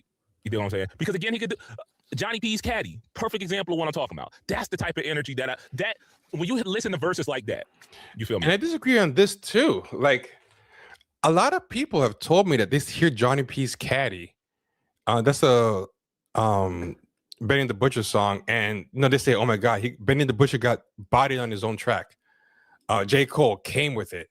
But it was like, I didn't like J. Cole's verse at all. I don't really like Benny the Butcher's part. I don't even remember Benny the Butcher's part because Benny the Butcher was rapping about his life and his come up. And he was talking about like growing up in Buffalo and selling drugs to make it. And I was like, damn, I feel this guy's story. Like, I feel like pumped. Like, I've never sold drugs or anything. But when I hear him talk about his struggle selling drugs and everything, it makes me think of like my own struggles that had nothing to do with the street, but the times of doubting yourself, you're putting in work for something, and like you're hungry and you have people depending on you and you've got to make it work, and that energy you're trying to tap into. I felt that with Benny the Butcher's stuff, and then J. Cole's stuff was just, look how good I rap. And it was just lyrical, miracle, spiritual, like I'm the best. When I was born, I was a young lion, came from the sky. It's all this like, fantasy stuff. And I'm like, this doesn't mix with the first verse at all. This feels like something, like some kind of battle rap or some kind of rapidy rap you had laying around, and they called you up and you just brought your most show-offy me rap that, it was about him being like a prophet. Like, there was a way that there was a universal struggle that I tapped into hearing Benny the Butcher's verse and J. Cole's verse on that Johnny P's caddy. Even though it was flashy and everything, I think I'm just too old. I've listened to too much super lyrical rap in my lifetime that it takes a lot to wow me with just that. You got to have more than that. And yeah, I didn't feel anything personal in that at all. It was just, look how good I can rap. You dig what I'm saying? Because it's like he not only didn't really, that's not something I feel like he didn't really get in the pocket with the beat, but he didn't even get on the same page with the other people in the other person in the song. Like, you're a guest on this person's song, you just got to match their energy and what they're going for. But I don't even remember. I don't even remember Benny's verse. Yeah, that's funny because I love Benny's verse. That's the only verse I play in that song. I always skip J. Cole's verse. Even remember Benny's verse because Cole just eviscerated it. You understand what I'm saying? Cole, I don't know. Somebody must have said something sideways to Cole in the studio. He said, "All right, bet nigga, I'm about to fuck shit up." You understand what I'm saying? Yeah, I disagree. I think Cole was in his comfort, his wheelhouse, and it's fancy to us, but I think it's not challenging to him. It's what I call easy hard work. It's the kind of hard work that doesn't put him out of his comfort zone and doesn't stretch him as a person. To say something like that to Cole in the studio because he really did. He did that thing. He was that nigga on that track. You understand what I'm saying? But if that was my first time hearing J. Cole and I said, let me go check out this dude's discography, I ain't gonna hold you. I would come away underwhelmed. See, I can't lie. Like, that was one of my earliest J. Cole experiences, like that Benny the Butcher song. I listened to Forest Hills Drive once. And then there was the Benny the Butcher thing. And I wasn't excited to hear more. And I wasn't disappointed by that album. Like, to me, it sounded exactly like the guy on that Benny the Butcher song. And that's the thing that frustrates me about him, man. So I don't know. I don't know. Maybe it's just, it's like, for this to be again in quotation a retirement album, I'm underwhelmed, dog. I'm underwhelmed. I was expecting an A-tier album. And in my opinion, it's a BB+, which again is not bad. It's solid. You know what the problem with the fall off is? The problem with the fall off is the same problem that Lonely at the Top had. You know what I'm saying? Okay, I'm gonna stop it there. So yeah, this is the last one. And yeah, you're right. Bumblebee was the one I was talking about, where he talks with other people's words. Yeah, I'm going to end it with this last video. I think I got my download working. You know, before I said I was trying to edit these videos, I wouldn't have to go to YouTube and skip around. I think it's working now. Let's see.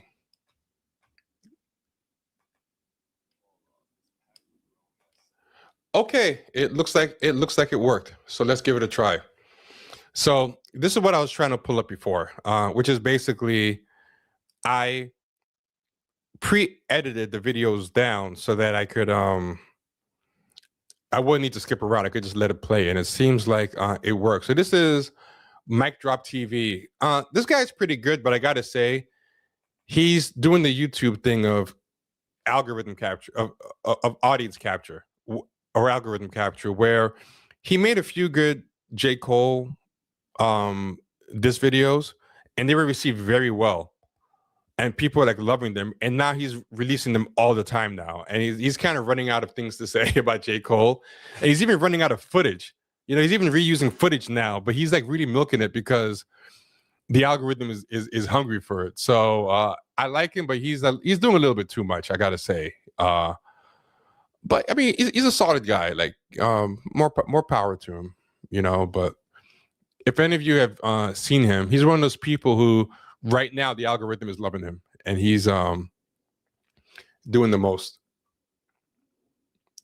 So there we go. So this is my edited version. Let me see if QuickTime Player gives me the option to speed it up. I think it might not, but let's check, because that'd be great if I could.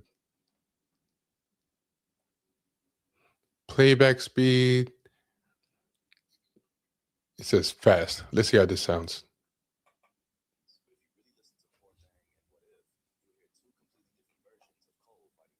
Okay, here we go. Let's back it up.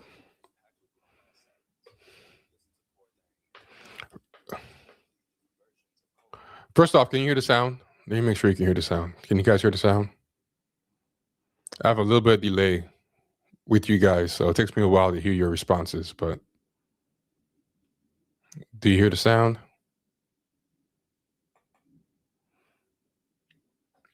Okay. Let me just keep playing then.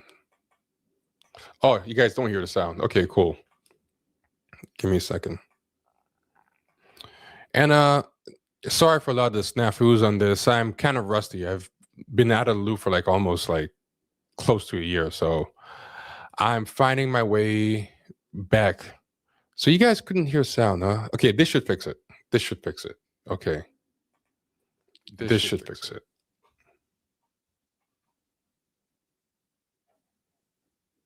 Okay, let's go. The Fall Off is packed with grown man sermons, but if you really listen to Poor Thing and What If, you'll hear two completely different versions of Cole fighting for control.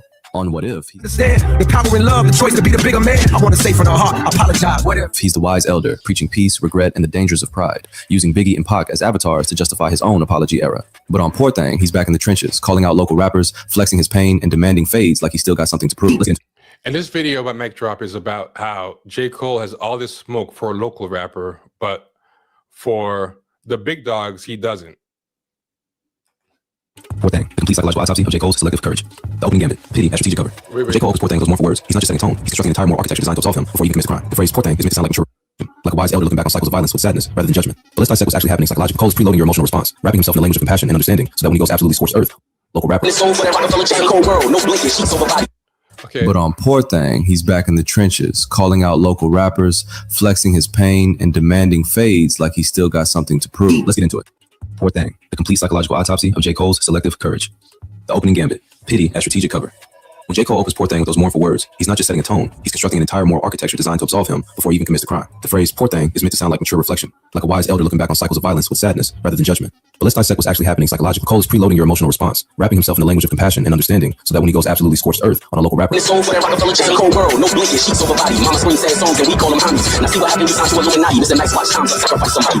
he'll have already accepted his framing that this is somehow different, somehow justified, somehow the exception that proves the rule of his supposed moral evolution. Notice the strategic precision of who gets the Poor Thing treatment and who doesn't. He never, not once, extends this blanket of pity to Kendrick Lamar.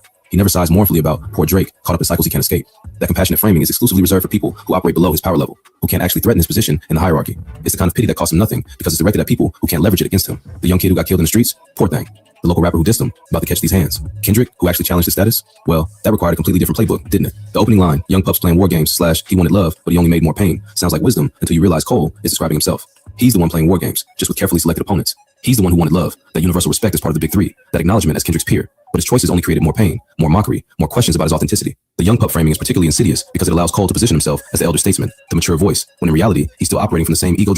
I mean, I don't think there's any insidiousness about saying young puck and framing himself as the elder statesman. I think the problem is that he also tried to frame himself as the opposite in the same album.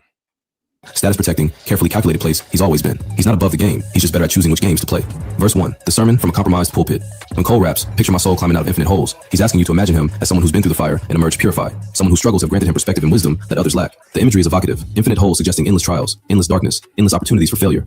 He wants you to hear this and think, this man has earned the right to speak on these matters through lived experience. But let's be forensically honest about what those holes actually represent. Most of them are self-dug. The hole of apologizing to Kendrick and getting memed into oblivion, self-dug. The hole of spending years sneak dissing and building competitive tension, only to retreat when real smoke arrived, self-dug. The hole of trying to position himself as both the conscious rapper above beef and the street credible spitter who's still about that life. I know you for real. Like, you're not really how you kind of portray yourself. Entirely self-dug. This isn't a recovery arc where a fallen hero climbs back to redemption through genuine growth and transformation. This is a rerun where someone who made a calculated decision that backfired, PR-wise, is now trying to reclaim credibility through the safest possible avenue, attacking someone who can't actually hurt him back in any meaningful way. It's not growth, it's image rehabilitation through strategic violence against a target carefully selected for maximum symbolic value and minimum actual risk. He's not proving he's battle tested. He's proving he understands power dynamics well enough to only test battles he knows he'll win. The bar, lives expire when niggas' pride gets higher than the vocal range inside, is genuinely clever wordplay, the kind of technical skill that reminds you Cole can actually rap when he wants to. The image of pride rising higher than vocal range creates this visceral picture of ego literally strangling someone, cutting off their air supply.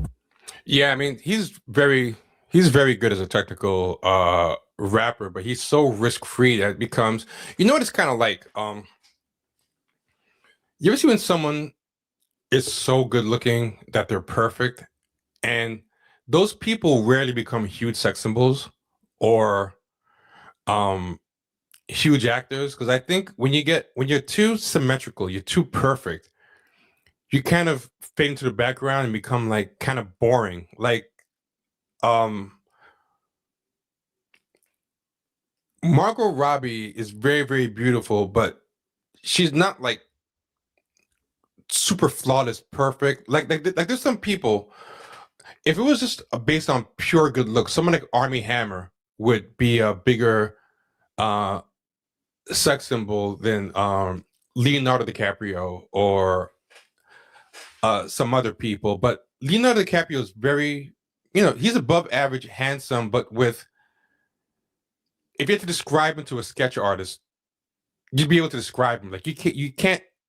A friend of mine, Brandy Jensen, wrote an article, a humorous article about how you couldn't describe Armie Hammer to a forensic sketch artist because everything he has is so generically perfect. Like, what feature would you give to describe? You have to describe the police sketch artist. Whereas Margot Robbie is above average beautiful, but you can describe her. You can say she has kind of like a wide mouth. She has this look. She has these kind of cheekbones. Like, everything is like perfectly mediated with the Army Hammer. I feel like that's kind of the thing with J. Cole. It's like he measures his lyrics with a ruler, like when he's writing in a notebook, and a protractor. ability to make sound, their life force itself. It's a powerful metaphor for how unchecked pride leads to death, particularly in street contexts where disrespect can't go unanswered without fatal consequences. But here's where the psychological contradiction becomes so glaring, it's almost painful. This is the thesis of his own hypocrisy, served up with perfect technical execution, but zero self-awareness. Yeah, it's tough. It's tough. Hey, someone local Cole is preaching, don't let pride get you killed, as if it's a universal moral principle. But what he actually practices is, don't let pride get you killed by someone who can actually kill you, maintaining street credibility.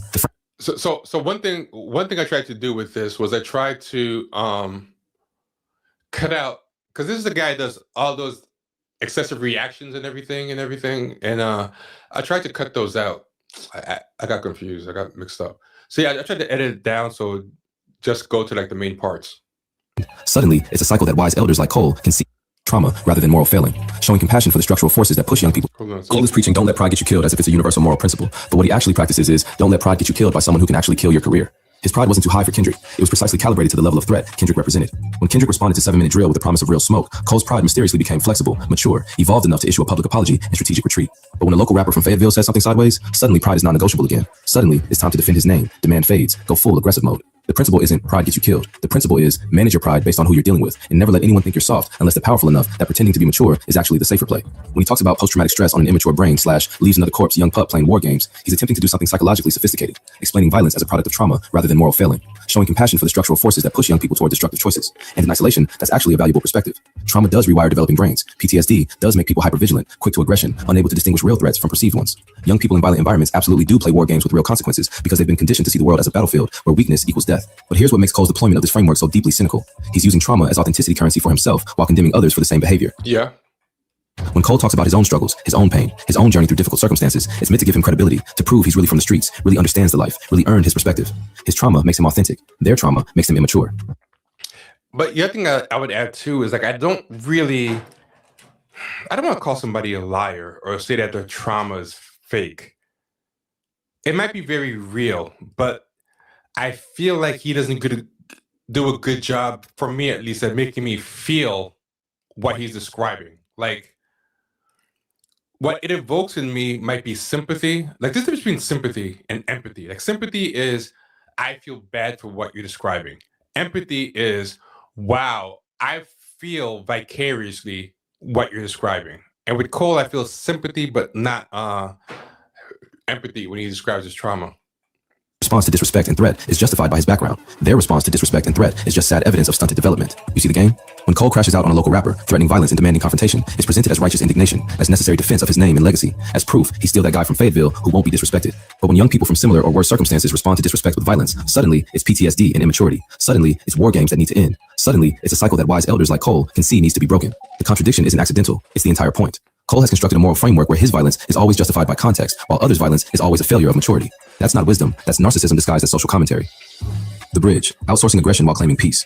The Boosie sample that drops in, you want to talk shit, you want some gangsters front your motherfucking house, is doing very specific psychological work. Also, what he's describing there about his failings have context, but yours are just who you are. That's a fallacy called the fundamental attribution error. Feels everything about Cole's approach to maintaining contradictory images simultaneously. On the surface level, it's just a hard sample that sets an aggressive tone, the kind of sonic choice that signals this isn't going to be a peaceful, contemplative track. But its actual function is far more calculated. Cole is literally having someone else voice the explicit violent threat so he can maintain plausible deniability about his supposed peace stance. Yeah. Think about the mechanics of what's happening here. Cole can't directly threaten to show up at someone's house with gangsters without completely obliterating the carefully cultivated image of the mature, evolved rapper who chose peace over pride on What If. That would make the contradiction too obvious, too undeniable, too... And this is the kind of problem I have, is like, I feel like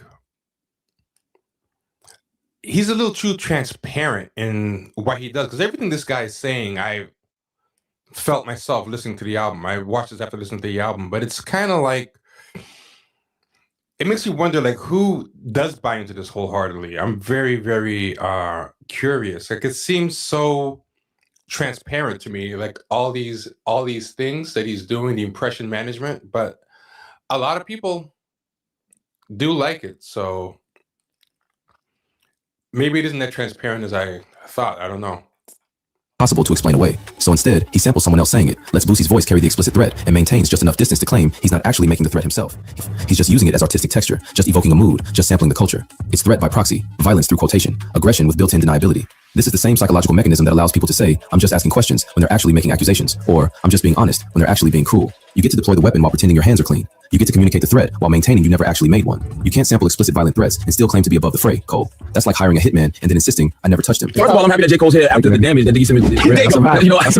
J. Cole killed Diggy Simmons. Put something on you, man. You never wanted to respond to that. What happened? Why would I respond to that? Diggy? Exactly. See how you just said it? Tell me, I was trying to buzz He was like, So this is interesting. This is him going to the Breakfast Club, and this is very interesting. He talks about how he's above responding to Diggy Simmons and whatever. Keep listening.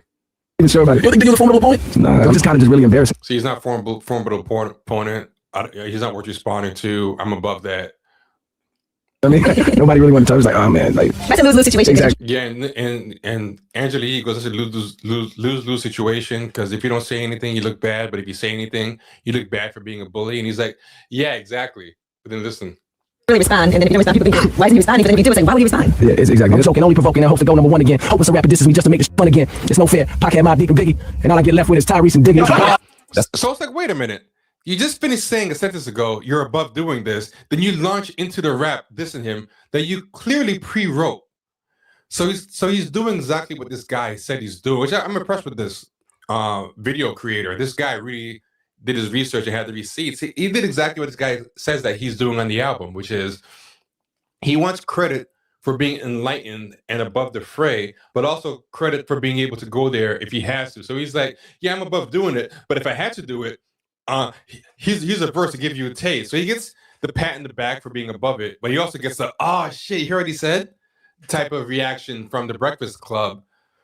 And it's like, they're so close together. I'm just like shocked, like nobody called it. Like, oh wait, didn't you just say one sentence ago that you don't want to pick on him? He's beneath you, you know? So, and then even in the song where he's picking on him, he's still saying that he's beneath him. So yeah, there's always this kind of self-protection happening. Hiring a hitman and then insisting, I never touched him, so I'm not responsible. The delegation of violence doesn't absolve you of the violence. If anything, it makes it more cowardly because you won't even own it directly.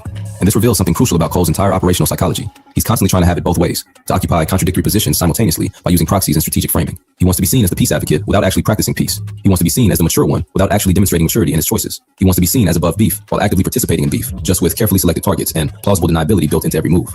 The Boosie sample is a perfect microcosm of this larger pattern. Let someone else say the violent part so I can pretend I'm still the conscious rapper while benefiting from the street credibility that violence provides. Verse 2, where the mask doesn't just slip, it explodes. Every single punk bitch bar, every fade request, every aggressive threat in this verse represents J. Cole going full scorched earth on a rapper who has maybe 1,000th of his platform. And something that came out, you know, is that the rapper everyone thinks it is, Space 910, it might not be him.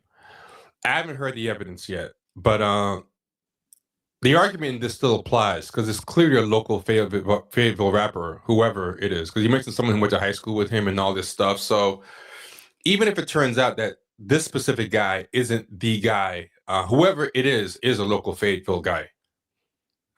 And resources. And we need to be absolutely crystal clear about the power dynamic at play here, because it reveals everything about who Cole actually is versus who he pretends to be. This is a 41-year-old multi-millionaire with over 10 million monthly Spotify listeners, with platinum plaques, with Grammy nominations, with a major label deal, with global tours, with his face on billboards, calling out someone who probably works a day job between releasing music, who might have a few thousand followers if he's lucky, who operates in a completely different stratosphere of the industry. This is LeBron James challenging a high school point guard to one-on-one and then bragging about the victory. This is Mike Tyson in his prime asking to fight a Golden Gloves amateur and then talking about how he proved he still got it. This is a heavyweight champion demanding a match with a regional fighter who competes at events held in VFW halls and then claiming this demonstrates his competitive fire is still intact. Yeah. The irony is, if it is the guy Space 910, I think Space 910's J. Cole this was actually better and funnier. So I don't even think it's even like the LeBron and Mike Tyson examples, because I'm not convinced he won. You'll win, Cole. Congratulations. That's not the flex you think it is. That's not proving you're still about that life or still connected to the streets or still willing to defend your name against all challengers. That's proving you understand exactly. By the way, I'm not talking about his Light Skin Jermaine song. I didn't really listen to that one. There's a video of him rapping in front of J. Cole's old house, and that's the one where I think he dissed J. Cole better than J. Cole dissed him. That's if it is about him to begin with.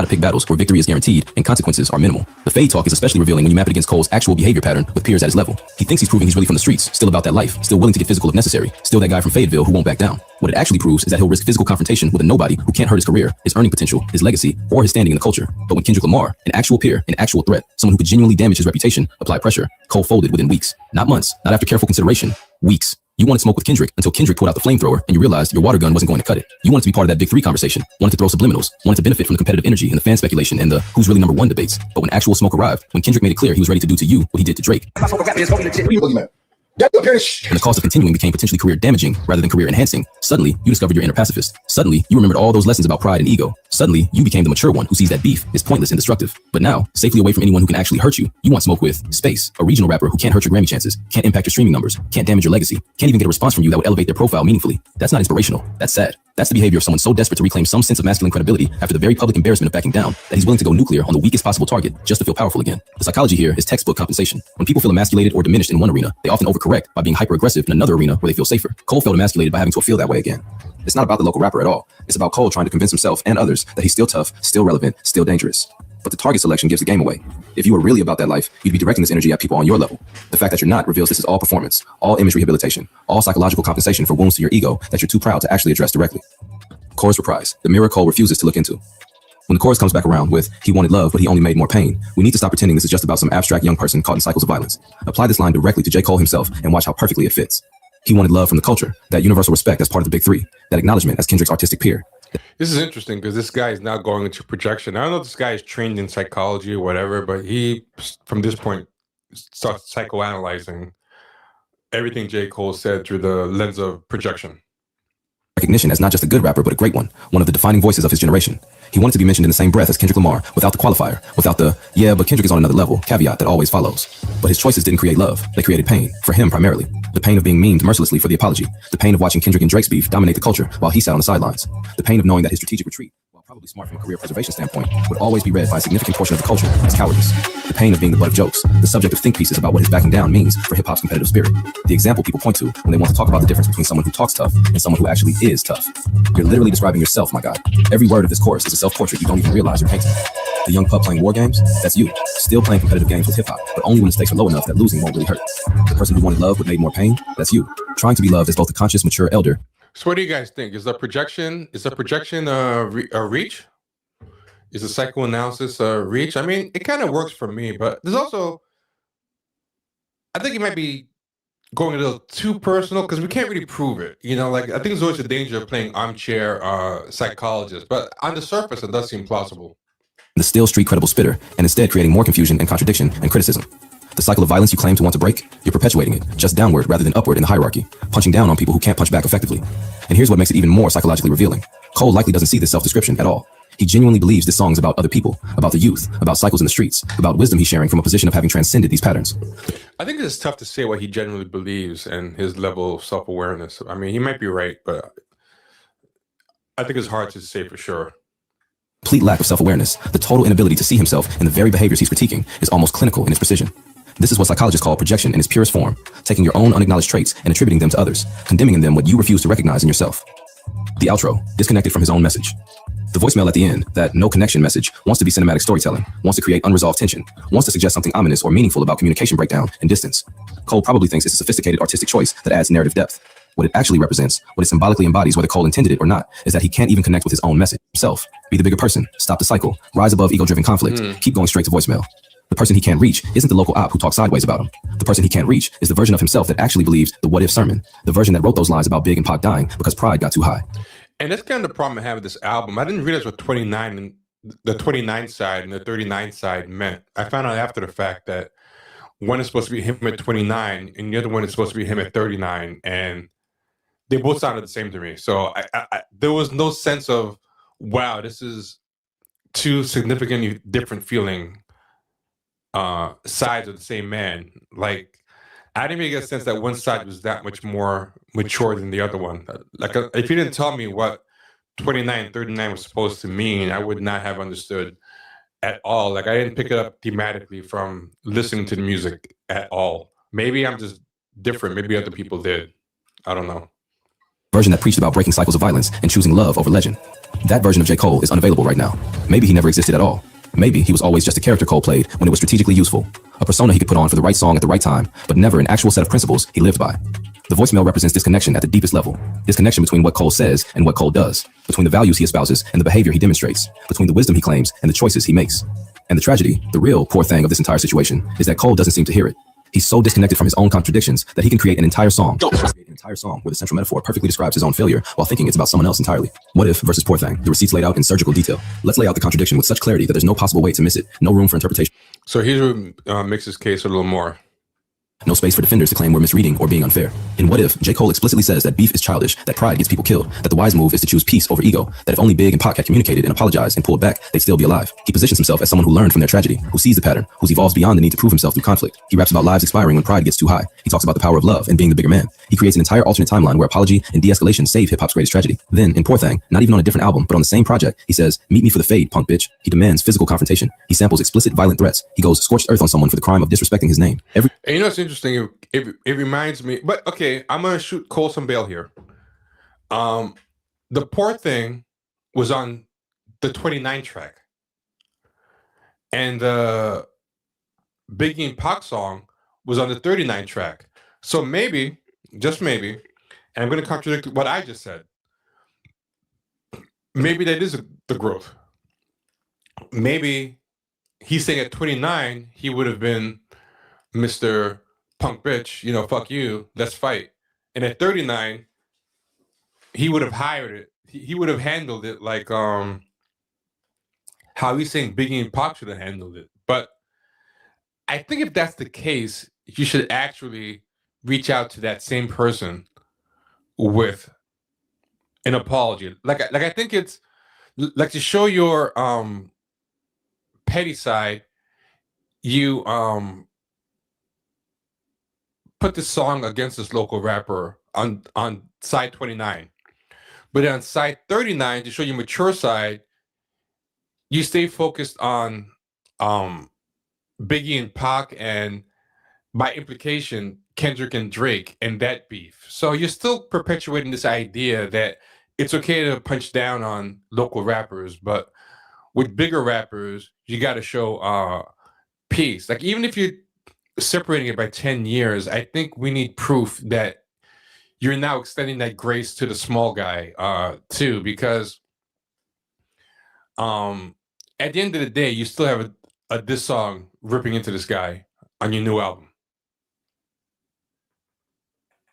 Single lesson from What If is not just abandoned, but actively contradicted. Pride isn't too high anymore. It's non-negotiable. Being the bigger man isn't the goal. Asserting dominance is. Breaking cycles of violence isn't the wisdom. Perpetuating them against the weaker targets is the move. Both frameworks exist simultaneously in his arsenal, ready to be deployed whenever strategically useful. The real psychological architecture, a complete breakdown. J. Cole's psychology isn't contradictory. It's actually ruthlessly consistent once you understand the underlying pattern. He's not confused about his values. He's not struggling with competing impulses. He's operating from a very clear, very calculated set of principles that govern when to apply which persona. Principle 1, never engage in conflict where the risk exceeds the potential benefit. Kendrick Fair.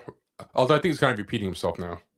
Represented massive risk, potential career damage, potential exposure of technical limitations, potential permanent relegation to second tier, with limited benefit since even winning wouldn't have changed the culture's fundamental assessment of the hierarchy. The smart play was retreat disguised as wisdom. Local rapper represents zero risk. No one will care if you demolish him. Well, one thing I wonder, I think if J. Cole gave it his all and lost, I think people will respect him. You know, I think Drake's problem isn't coming from losing, it's from being a sore loser. So yeah, I think J. Cole could have battled him and lost and still held his head up high. Will fault you for it. You might even gain some street credibility, with potential benefit of reclaiming some masculine credibility after the emasculation of backing down from Kendrick. The smart play is aggression disguised as principle. Principle 2, always have a moral framework available to justify whatever choice you're making. If you're backing down, frame it as maturity, wisdom, learning from Big and Pac, being the bigger man, choosing peace over pride. If you're being aggressive, frame it as defending your name, staying true to your roots, not letting people disrespect you, maintaining street credibility. The framework doesn't determine the choice. The choice determines which framework to deploy. This is motivated reasoning at its finest, deciding what you want to do first, then finding the motivated reasoning is a real academic principle. I actually mentioned it recently, either here or on the podcast, which kind of makes me think this guy is either works in psychology or social science, or he's just very well read on it as an enthusiast. But I just want to say, like, I'm pretty impressed with a lot of the hints he shows of being well read on these topics. justification afterward. Principle 3. Use proxies and strategic distance to maintain plausible deniability. Can't directly threaten someone's house after preaching peace? Sample Boosie saying it. Can't directly admit you back down from Kendrick because you were outmatched? Frame it as evolved thinking and create an entire song about Big and Pac. Can't directly say, I only fight people I know I can beat. Talk about breaking cycles and being mature, then demonstrate through action rather than admission what your actual principles are. The deniability is crucial because it allows you to occupy contradictory positions simultaneously. Principle 4. Project your own unacknowledged traits onto others and critique them there. You're the one playing selective war games. Talk about young pups playing war games. You're the one whose pride is calibrated to opponent strength. Preach about how pride gets too high. You're the one who wanted love but made more pain through strategic choices. Write a chorus about how others fall into that pattern. As long as you're critiquing these traits in others, you never have to acknowledge them in yourself. This isn't accidental behavior. This isn't Cole stumbling into contradictions without realizing it. This is a carefully constructed persona management system designed to allow him to benefit from multiple contradictory images: conscious and street, mature and aggressive, peaceful and violent, wise and petty, by strategically deploying each one when it serves his interests and maintaining just enough distance and deniability that the contradictions can be explained away. And the most revealing part, it almost works. If you only listen to What If, you think Cole was genuinely evolved, genuinely wise, genuinely learned from history. If you only listen to Poor Thing, you think Cole was genuinely street, genuinely willing to back up his words with action, genuinely about that life. It's only when you put them side by side, when you analyze the pattern of who gets which treatment, when you map his behavior against the actual threat level of his opponents, that the system reveals itself completely. What this actually reveals. He wants credit for rising above beef without actually rising above beef. He wants to be seen as the bigger man without demonstrating any of the actual quality. And I think it's interesting that he found that Diggy Simmons Breakfast Club quote, because that's a long time ago. He still had a short Caesar. And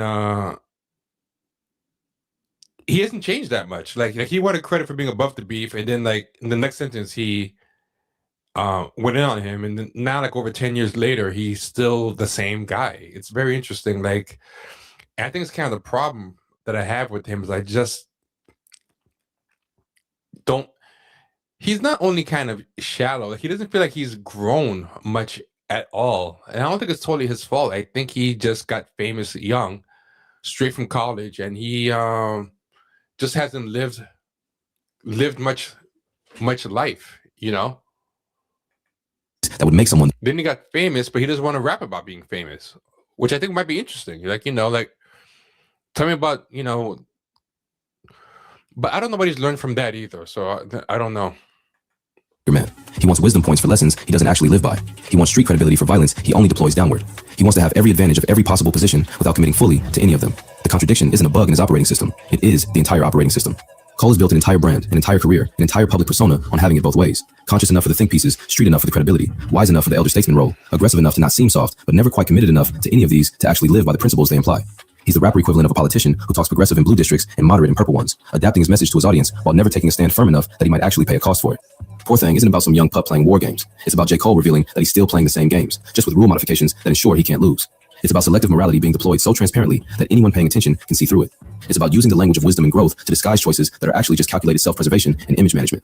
It's about a 39-year-old man trying to reclaim masculine credibility after a very public retreat by going nuclear on someone who can't possibly fight back effectively, then having the audacity to frame this as somehow different from all the ego-driven, pride-protecting, status-defending behavior he critiqued in others. Yo, what it do, how it go? It's the Bill Joyner Morning Show right back at you. Actually, it's the afternoon. Coming at you live and direct from Don't Worry About It. Anyway, had to get my old man cough out just then. I wanted to rap with y'all real quick because the boy Jermaine. Okay, yeah. So like I said, this was the video that was edited that I originally wanted to use. That's why the little Bill is on here. It took me a while to get it to work. But anyway, what he said there was kind of interesting, right? Because it makes me think about this, is where we're going to end it tonight. And again, this is the last thing we're going to have on this topic of J. Cole. And the reason why I was so focused on him is because I think, even though I'm not that interested in J. Cole, I think what he represents in the arts and the commercial arts, and you know, this kind of image-based fear of failure, I think we're seeing it in a lot of different fields. We're seeing it in athletics, we're seeing it in politics, we're seeing it in a lot of things. And that's why I think it's very interesting. I think it's very much representative of a certain personality that is very dominant in this era. And I kind of want to understand where this comes from. Like I said, I made the comparison of LeBron, and I feel like Drake has a lot of these traits. This kind of, I want to be the best, but I want to hedge my bets too. And I also don't have much interesting to say because I just want to be famous. And I just, my influences are more real than me. Like, you know, I'm just the sum of my influences, but I don't really know who I am. But a lot of people now don't know who they are, so I'm the perfect artist for this generation, and I can get very popular despite not knowing who I am, you know? But this I thought was pretty interesting. This guy, Sci-Hi the Prince, he's a rapper and a rap writer. He's a ghost writer. He said this, which was clearly about J. Cole. He said, I grew up in an era where your lyricists were from the streets. Now it's a bunch of straight A students who dropped out of college their sophomore year to be rappers. I think J. Cole was a pretty good student, actually. So I think it's probably him. You can tell they don't have any life experiences. They're just good with words.